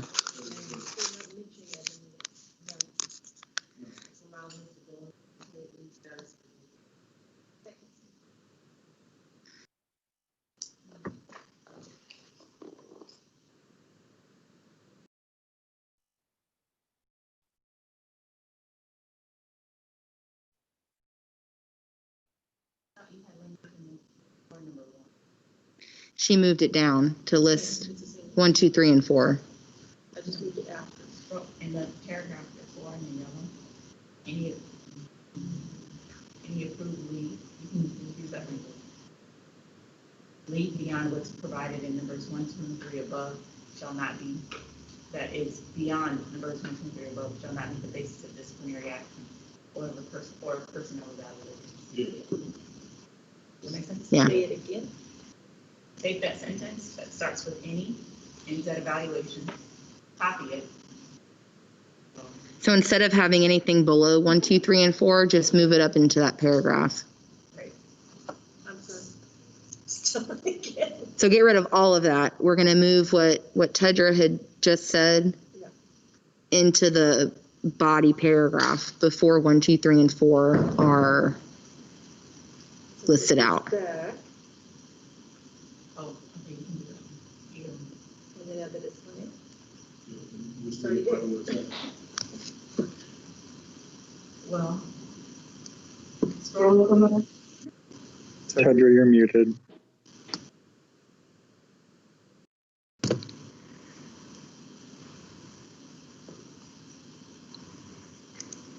New paragraph at any.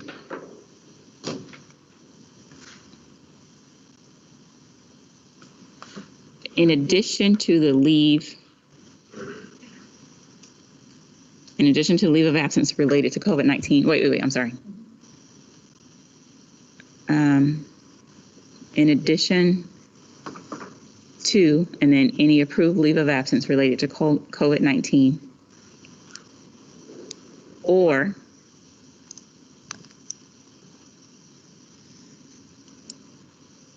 leave outlined below, federal leave options, federal and local leave options outlined below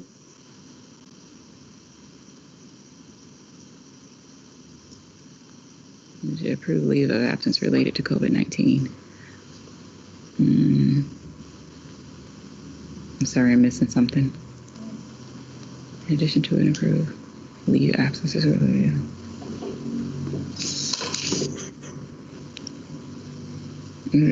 Disciplinary action shall not be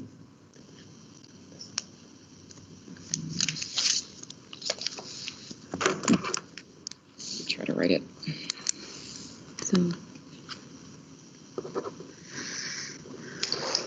That was about the only point that I made.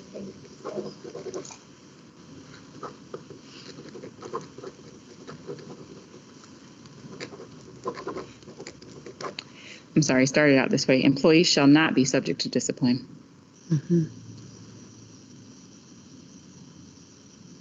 And instead of in addition to, just start with employees shall not be subject to discipline.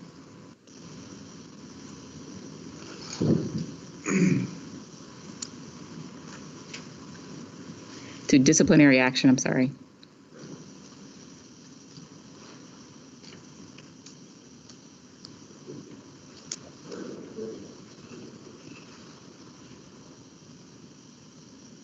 For use of any approved leave of absence related to COVID-19.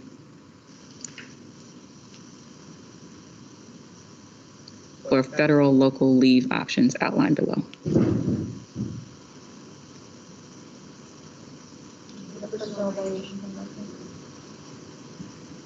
I think we need to add in You can do that personal if they've evaluation. exhausted. Yeah, I was gonna make that suggestion, if they've exhausted all those available leaves. Yeah, so employees shall not be subject to disciplinary action for use of any approved leave of absence related to COVID-19 or federal and local leave options outlined below. Or exhaustion Or in the exhaustion. of said or of available leave. I'm gonna say this, and it may not necessarily be the most popular thing. My problem is, and in thinking about this, we're going to have employees prove that they either have COVID. If we're saying that they're not going to be disciplined for being in an unpaid leave status, I can't have them working at Publix. No. It's happening. Now? Now.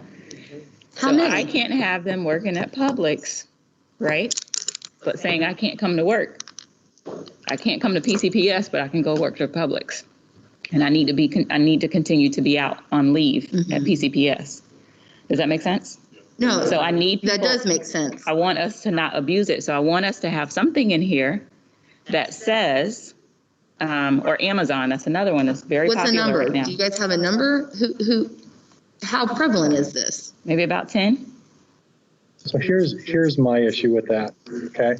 And I'm probably going to anger some people. That's fine. That's what I do.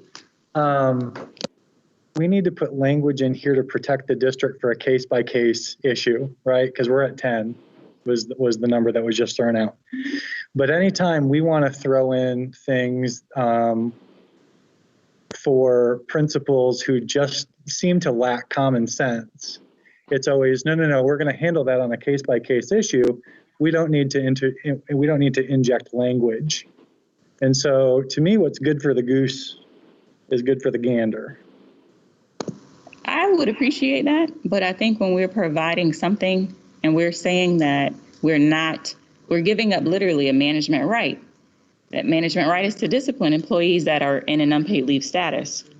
And so I don't mind doing that. I'm just saying that it has to be proven. They need to provide a doctor's note that says they still have COVID. I think that's a fair ask, Brandon. I think that But if they're calling in because they have symptomology, they may not be able to provide you with a note that they have COVID. They could have the flu. They could have something else, but they're calling in because they've been told not to come into work if they're exhibiting symptoms, and the symptoms of COVID are quite broad. Now, I believe you would have the right to discipline an employee through progressive discipline if they abuse sick leave like that, and you could prove that they were working at Amazon or Publix. So you can handle those 10 people. And I would agree 100%. Because again, and we know with every system, no matter what it is here or anywhere, there's going to be people that try to game it.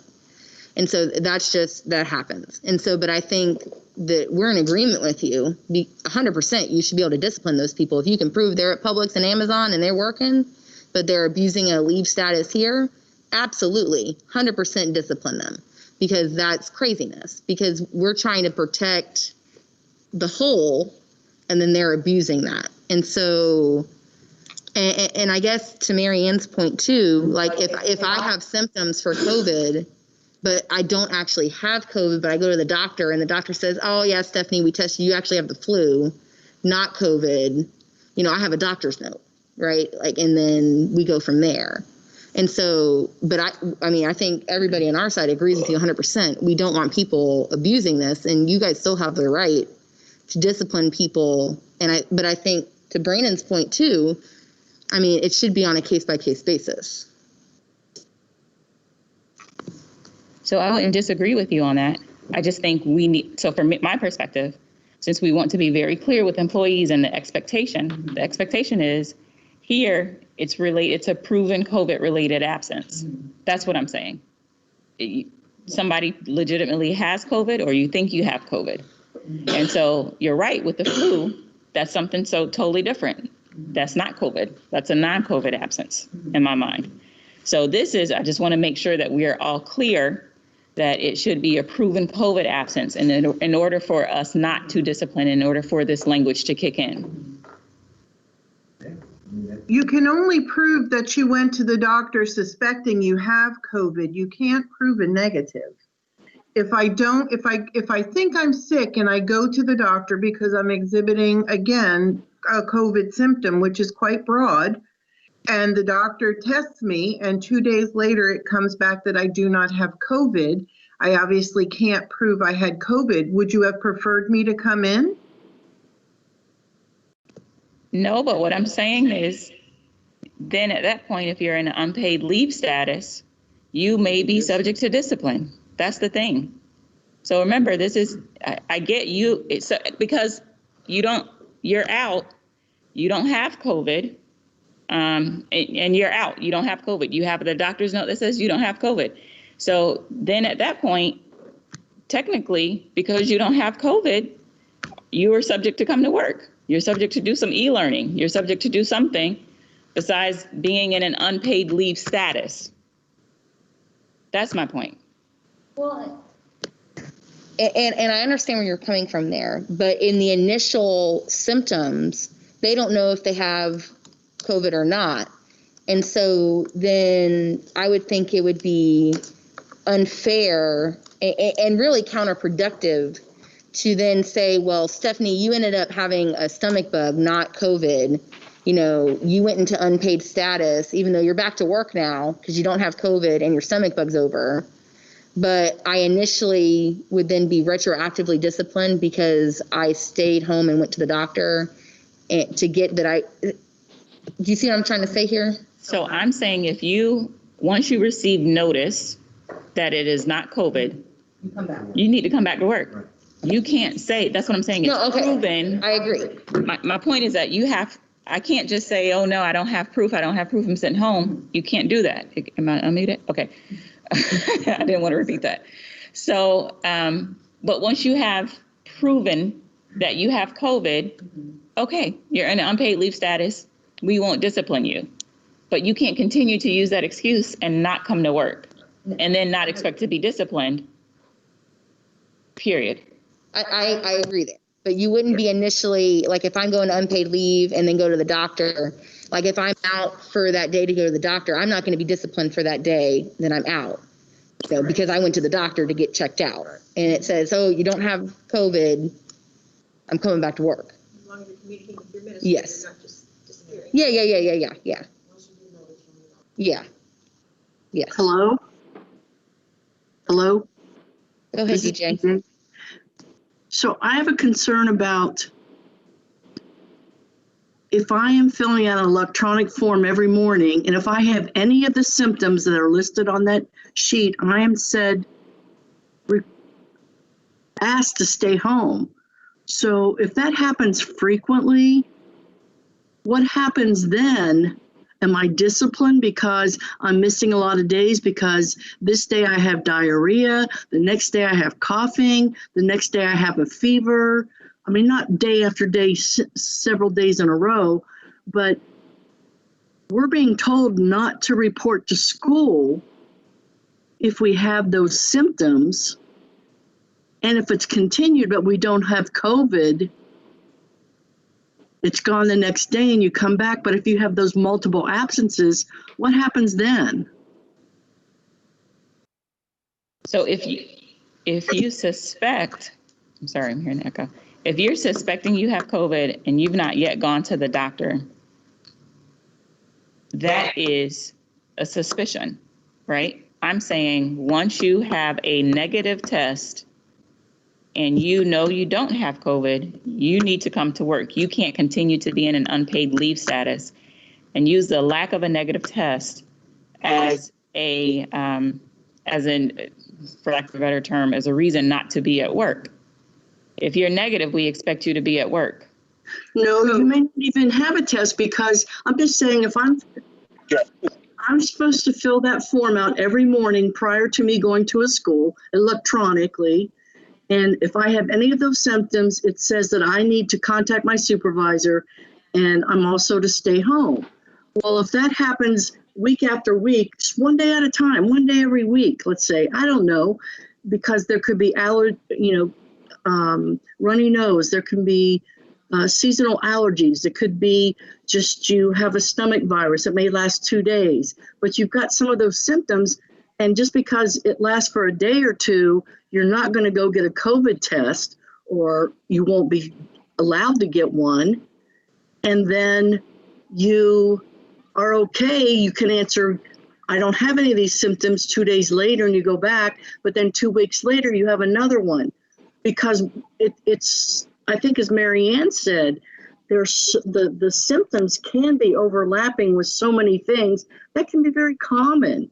So I'm just having a really hard time with disciplining people because we are following the district's guidelines to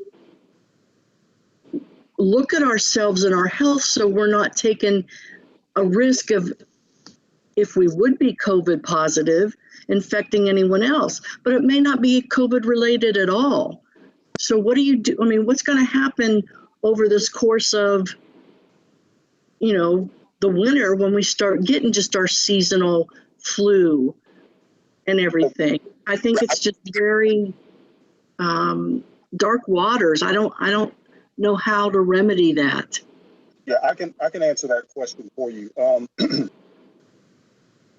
Being sick, well, let me back up. We have disciplined people for being out of time and going into a leave without pay status for being sick. Because quite frankly, you're going to run out of sick time.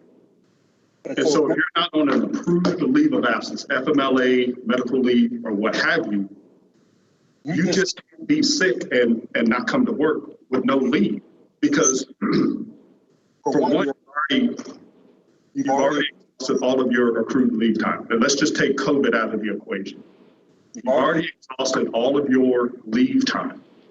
And so now you're in a leave without pay status, and you're still not coming to work. And so that becomes a disciplinary issue, because at some point in time, whatever happens, an employee not have managed his or her leave time properly in order to go to and be sick. There are some people that don't use any of their sick time, and they can go 2 or 3 weeks and have extended illness and still get paid. But it's those particular employees that have exhausted all of their accrued time, vacation, and they're sick. And now they're out. You just can't allow employees to just be out for extended periods of time, and there not being any penalty that's associated with it. And so we have disciplined employees in the past, or yes, they are legitimately sick, but they're not on approved leave of absence. And so we've addressed it that way for a number of years. And actually, Tony, I agree with you, because even if they've run out of leave, they still have regular FMLA. If they're in the hospital or they're on an extended flu, I mean, they do still have regular FMLA afforded to them. Yeah, that's exactly right. And so if they worked 1,080 hours in a given school year and they qualify for FMLA, our suggestion most normally is to take the FMLA. It gives you that job protection. Now you're not getting paid. You're not getting paid your regular hours. And so, but you still have that job security, that protection, but not to just be, that's unacceptable. And so, and before we even discipline, what I want the audience to is even before we discipline someone for being in a no pay status, we check with risk management to make sure that they're not on an approved leave of absence or they haven't applied for some type of medical leave or FMLA and things of that nature. And oftentimes I work with all of these principals all throughout the district. And oftentimes the principal has gone well beyond a level that he or she needs to go to before they even start the process. Because 9 times out of 10, what we do is we issue them a letter of concern, letting them know that, hey, you're getting low in your recruitment, so you may want to manage your time moving forward. And oftentimes there's a threshold. They have a threshold. They'll allow 2, 3, 4 days of leave without before they even reach out to us and talk about discipline. And so there's some grace and mercy that's extended to these employees. But if they're not on an approved leave of absence, we can't just have our employees just out sick and not getting paid as well. So hopefully that makes sense. Different topics. Here we go. I'm hearing a couple of different topics. I think what I heard, so DJ on the line, what I think I hear her say is that form that you fill out to verify that you don't have a cold or flu or fever, what have you. So I think the question there is what happens and that's a daily form you fill out, right? Is that right? Mm-hmm. So what happens if I fill out the form, say on Monday, I'm good to go. On Tuesday, I have a fever, right? So then I would assume I would stay home. And then it's a slight fever, nothing major. On Wednesday, I'm fine, I go over it. Then following week, on Thursday, I have a heavy cough and I'm asked to stay home, right? So what happens if those kinds of things happen on a weekly or daily basis or what have you? Is that subject to discipline or some sort of review? That's the one part. The other part, which I understand what Tedra's saying, is that if you're sick for 3 days, we suspect it might be COVID, but it turns out that it's really just a common cold or flu. So you go to the doctor, it's just a common cold or flu. That person then goes back to their administrator. Here's my note. It wasn't COVID, thank God. I'm hearing Tedra say that would not be subject to discipline. However, but if you don't come back, if you're just kind of hanging out there without any note or what have you, that will be subject to discipline. In other words, it wasn't justified. That's sort of another part of it that I'm hearing. And Tony, I get you. I understand. I'm trying to summarize what you said, but those are the two things that I'm kind of hearing out there. And I think what the caller was trying to say is what happens if I fill out this form and I have a cold, do you see kind of a pattern, or not a pattern, but it happens. Do they stay home and you get disciplined for that? I'm sorry, Shirley. No, right? At some point, we have to hold the teachers accountable. So if I'm teacher A and I teach first, you're all employees, period. Thank you. If I'm teacher A and I come into the building and I'm signing a form on Monday, I got a cough. I'm signing the form on Tuesday. I think I got a little fever. I'm signing the form on Wednesday. Hey, I'm not feeling too good. I had diarrhea. At some point, I got to say I need to leave and I need to go to the doctor. Period. We all adults. We can only do so much. So I think the responsibility comes on us as the employees. We're not going to be able to, like you said, Stephanie, we're not going to be able to guard them and hope they all have integrity and everything like that. It's just not going to happen. We got to trust that they're going to say what they need to say and fill out the form honestly. And if they do, if they keep having the symptoms, then they take their butt to the doctor. Well, and I would think that, kind of to summarize what DJ was saying, that sounds like it's more of a more frequent occurrence that would be happening. And so I would think it would be reasonable that each time, especially if an administrator sees a pattern, that it would be, you need a doctor's note every time that you check this, because we do want to make sure that people are not COVID positive. And so, but them checking the sheet saying that they have a fever, we don't want them at school because we want to make sure that they're not COVID positive, but they do need to go to the doctor, and so I don't know, and maybe that's something that we can work out with Linda so that, we can maybe expand employee health clinic hours, or something like that so people can get seen the same day. I was just about to say, I know we have telemedicine and telehealth and all of that, and that may be an option when we have, and like I think DJ said, DJ said, I think some of this is very dark, uncharted waters. And so, yes, we need to work through it. My issue was only abuse. That's it. But yes, I would agree. Maybe we do need to talk to HealthStat. Is that what it's called? The health clinic, the employee health clinic, and see what else they can do, particularly for those employees that are out that have answered something on the health assessment. If we can even get that expedited.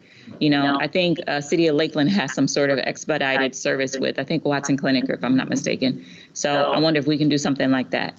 But yes, so I would agree to both. Okay. And nobody's looking to protect the abuser. I mean, I want to be clear about that. It's very frustrating when people take an opportunity to use something, to try to game the system. But we also want to make sure that we have people feel in comfort, like somebody who had major surgery and ended up using all their sick leave. We want them to feel comfortable to call in if they are not feeling well, because I know you don't want it any more than we do. We don't want somebody coming in that potentially could spread something that could end up shutting a school down. Yeah. So then I think where we're at, if I'm going to summarize it here, we have in place in D now, so in section D, employees shall not be subject to disciplinary action for use of an improved leave of absence related to COVID-19 or the federal and local leave options outlined below, or in the exhaustion of available accrued leave. Did we want, I saw that we did have personnel evaluations. Should that not negatively affect their personnel evaluations as well? And keeping the doors open. This is not a mask. This is a sign of love. Ted was telling us a little bit, and I'm gonna ask her. We can't hear you.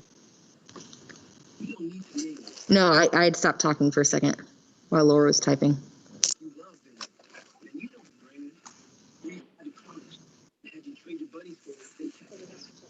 Yeah. Gotcha. And then, if we do have, if we do start seeing those cases where people are going into unpaid leave after all these are exhausted, we know they're not going to be disciplined, but maybe depending on the number, we can come back and look to see if there's other leave options that we can maybe provide. But I think we can do that at a later date to see if that's even an issue. And I think our team's okay with that, revisiting that as an as needed basis to see if it really is a problem.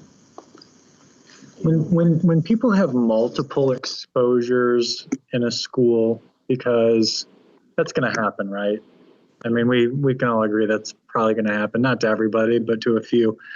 Are we going to take that out on them in their paycheck as well if they have to stay home? I mean, if we know they're being exposed at school, can you absolutely 100% prove it? No, you probably can't. But I mean, if you're playing the odds, you know they're getting it at school. Are we moving those people to unpaid leave, or are we going to do right by them because they're brave enough to go to a school? Whether or not they can do work from home or not, obviously. So these teachers that are being quarantined at my old school, which will always have my heart, Boone Middle School. I'm hearing that they've gained some training, right? And so now they can work from home, right? Now they're going to be using a lot of their own time to get up to speed so that they can work from home, so they can continue to be paid. So they're already putting in a lot. But these people who may not be able to do their work from home, because you have concern that not all paras can work from home, not all ESPs can work from home. If these people are getting multiple exposures, are we going to still pay them, or are we going to say, I'm sorry?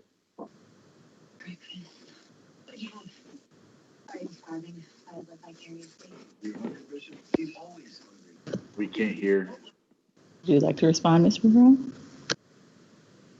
You may need to go near your computer.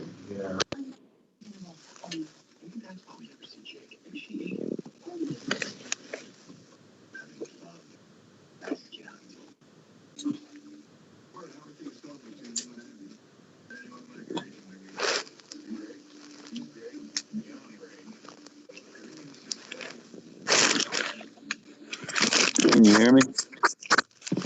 Deldrick, you need to mute. Okay. Yeah. So you can hear me, okay. There's no budget for that. There hasn't been budget.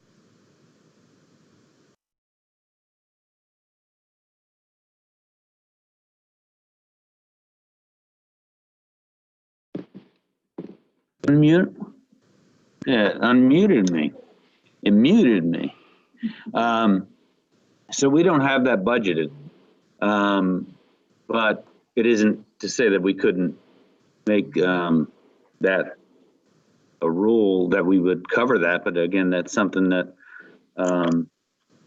could be done. I'm not saying it can't. It's just there's no funding. I mean, we didn't obviously have that funded, but there's many things that we haven't had funded.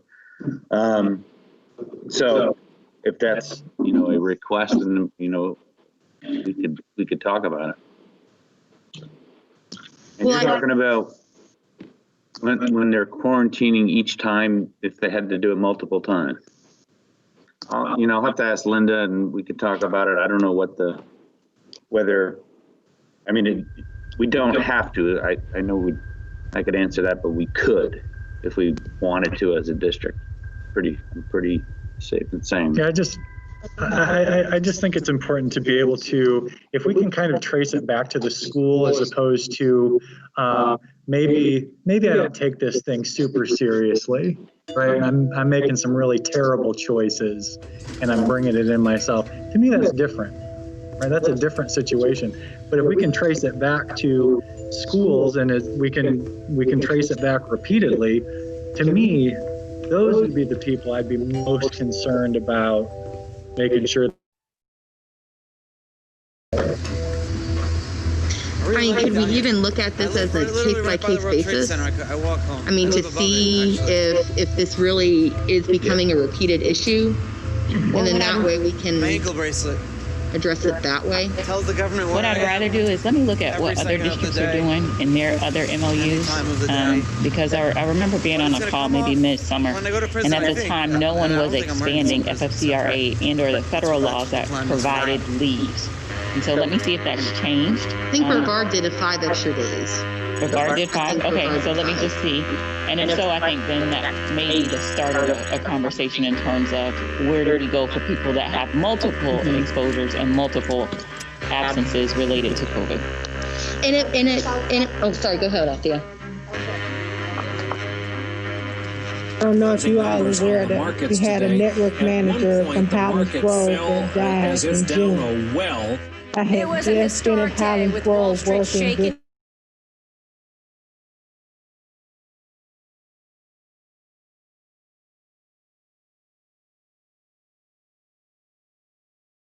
different school on a weekly basis, different location on a daily basis, even when I'm working around the district office. So I am one of those employees. And it's only by the grace of God that I did not, and I have allergies. So that's what you're hearing with not COVID, I have allergies, okay, verifiable. I'm on Flonase. Okay. But anyway, so only by the grace of God that I, was not, in that time and happened to come down with that. But that's a very real scenario of those of us that go out in the schools. You want to talk about being afraid for a while when I first heard that until I did my own calculations of the time frame. So this is you're looking at a person that lives this on a daily basis. So when you're saying that, and I'm also the person that Mary Ann was mentioning, I had a hip replacement last year. So therefore, my sick leave, all the sick time that I have now is very minimal, where I had a bunch at one time, but now I don't. So again, this is someone you're looking at that is facing this on a daily basis. I choose to put, my fears aside and I go in. I trust, my trust is in God, not in, this man. But again, I walk on a daily basis facing all these things to produce for Polk County Public Schools. And then Polk County Public Schools is not saying that you don't want to protect me. That is what I'm hearing. Me, someone who has dedicated 29 years to this district, someone who goes out, and there are several principals in here that I come to your schools, and you know that when I come to your schools, I take my job very serious. So that devotion should be taken in consideration when you're sitting here making these types of decisions, when my life is affected by it also. And it's very real that I could have very well came down with COVID because she and I walked Highland Groves together doing an audit. So that's my piece. Can I make a comment? Stephanie, and Tedra and I will go and look at this further, but I think the comment about taking them on a case-by-case basis, maybe we can start with that. Because as Brandon said, we don't know how often it's going to happen, but it will, but it may not be to the point where we need to. We'll just kind of look at it each time it happens. Hopefully, like you said, it won't happen that much, but I'm willing to do that. I think it's kind of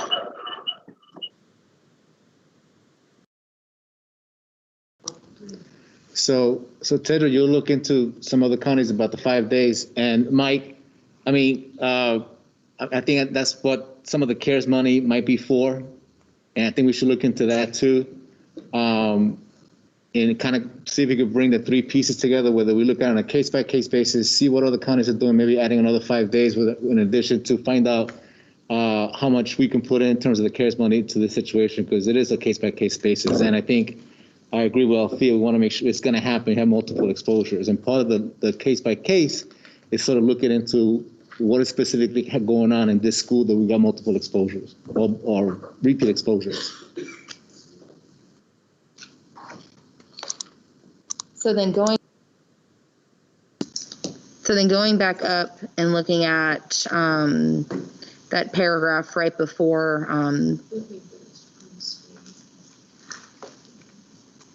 oh, okay, I see.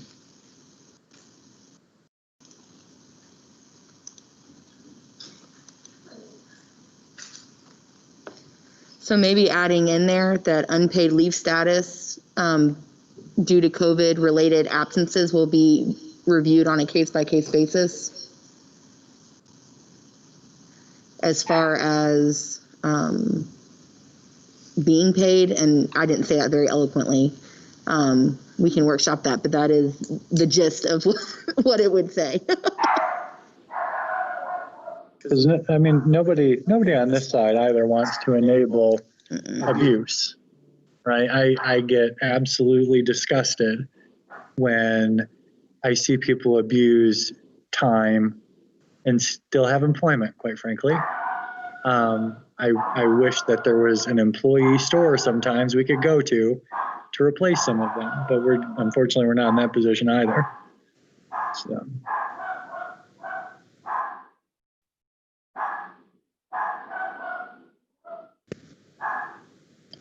So again, I'm not sure how we say that, because I did not say it very eloquently. It just shall be evaluated on a case-by-case basis. I think that would be.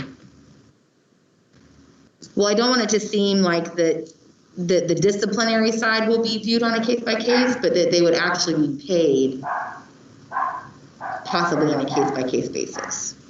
Can you wait to add that language until we figure out what other districts are doing? And so, like you said, I think you said Brevard is doing it. So let me look at Brevard's MOU. Let me just look and see what the general consensus is. And then I'd rather wait. And then, quite frankly, I can workshop some of their language as well. And I'll talk to Anthony. Yeah, and then go from there. So if you could wait on that one, that would just be my only ask. I think we're kind of in agreement, but if you could just wait, let me get some language and then go from there. Can we, Laura, can you put a placeholder there before, just that we're gonna revisit, Let me unmute. That we're going to revisit people going into unpaid status and possibly getting extra paid days.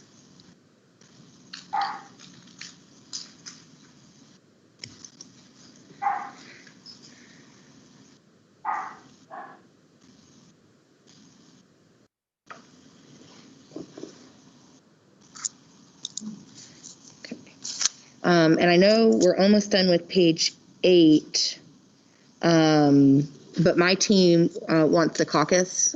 So can we take a 15-minute caucus break? We'll have to totally call. Yes, and then we'll rejoin. So we'll go into live oak. So we will, it's 5:22. So I would just caution you, we're all planning to stay until 6. So. Okay, so we'll be back at 5:35. You come back anytime you want. I need to plug in my computer. Okay. You do? Okay. All right, we will be back at 5:35.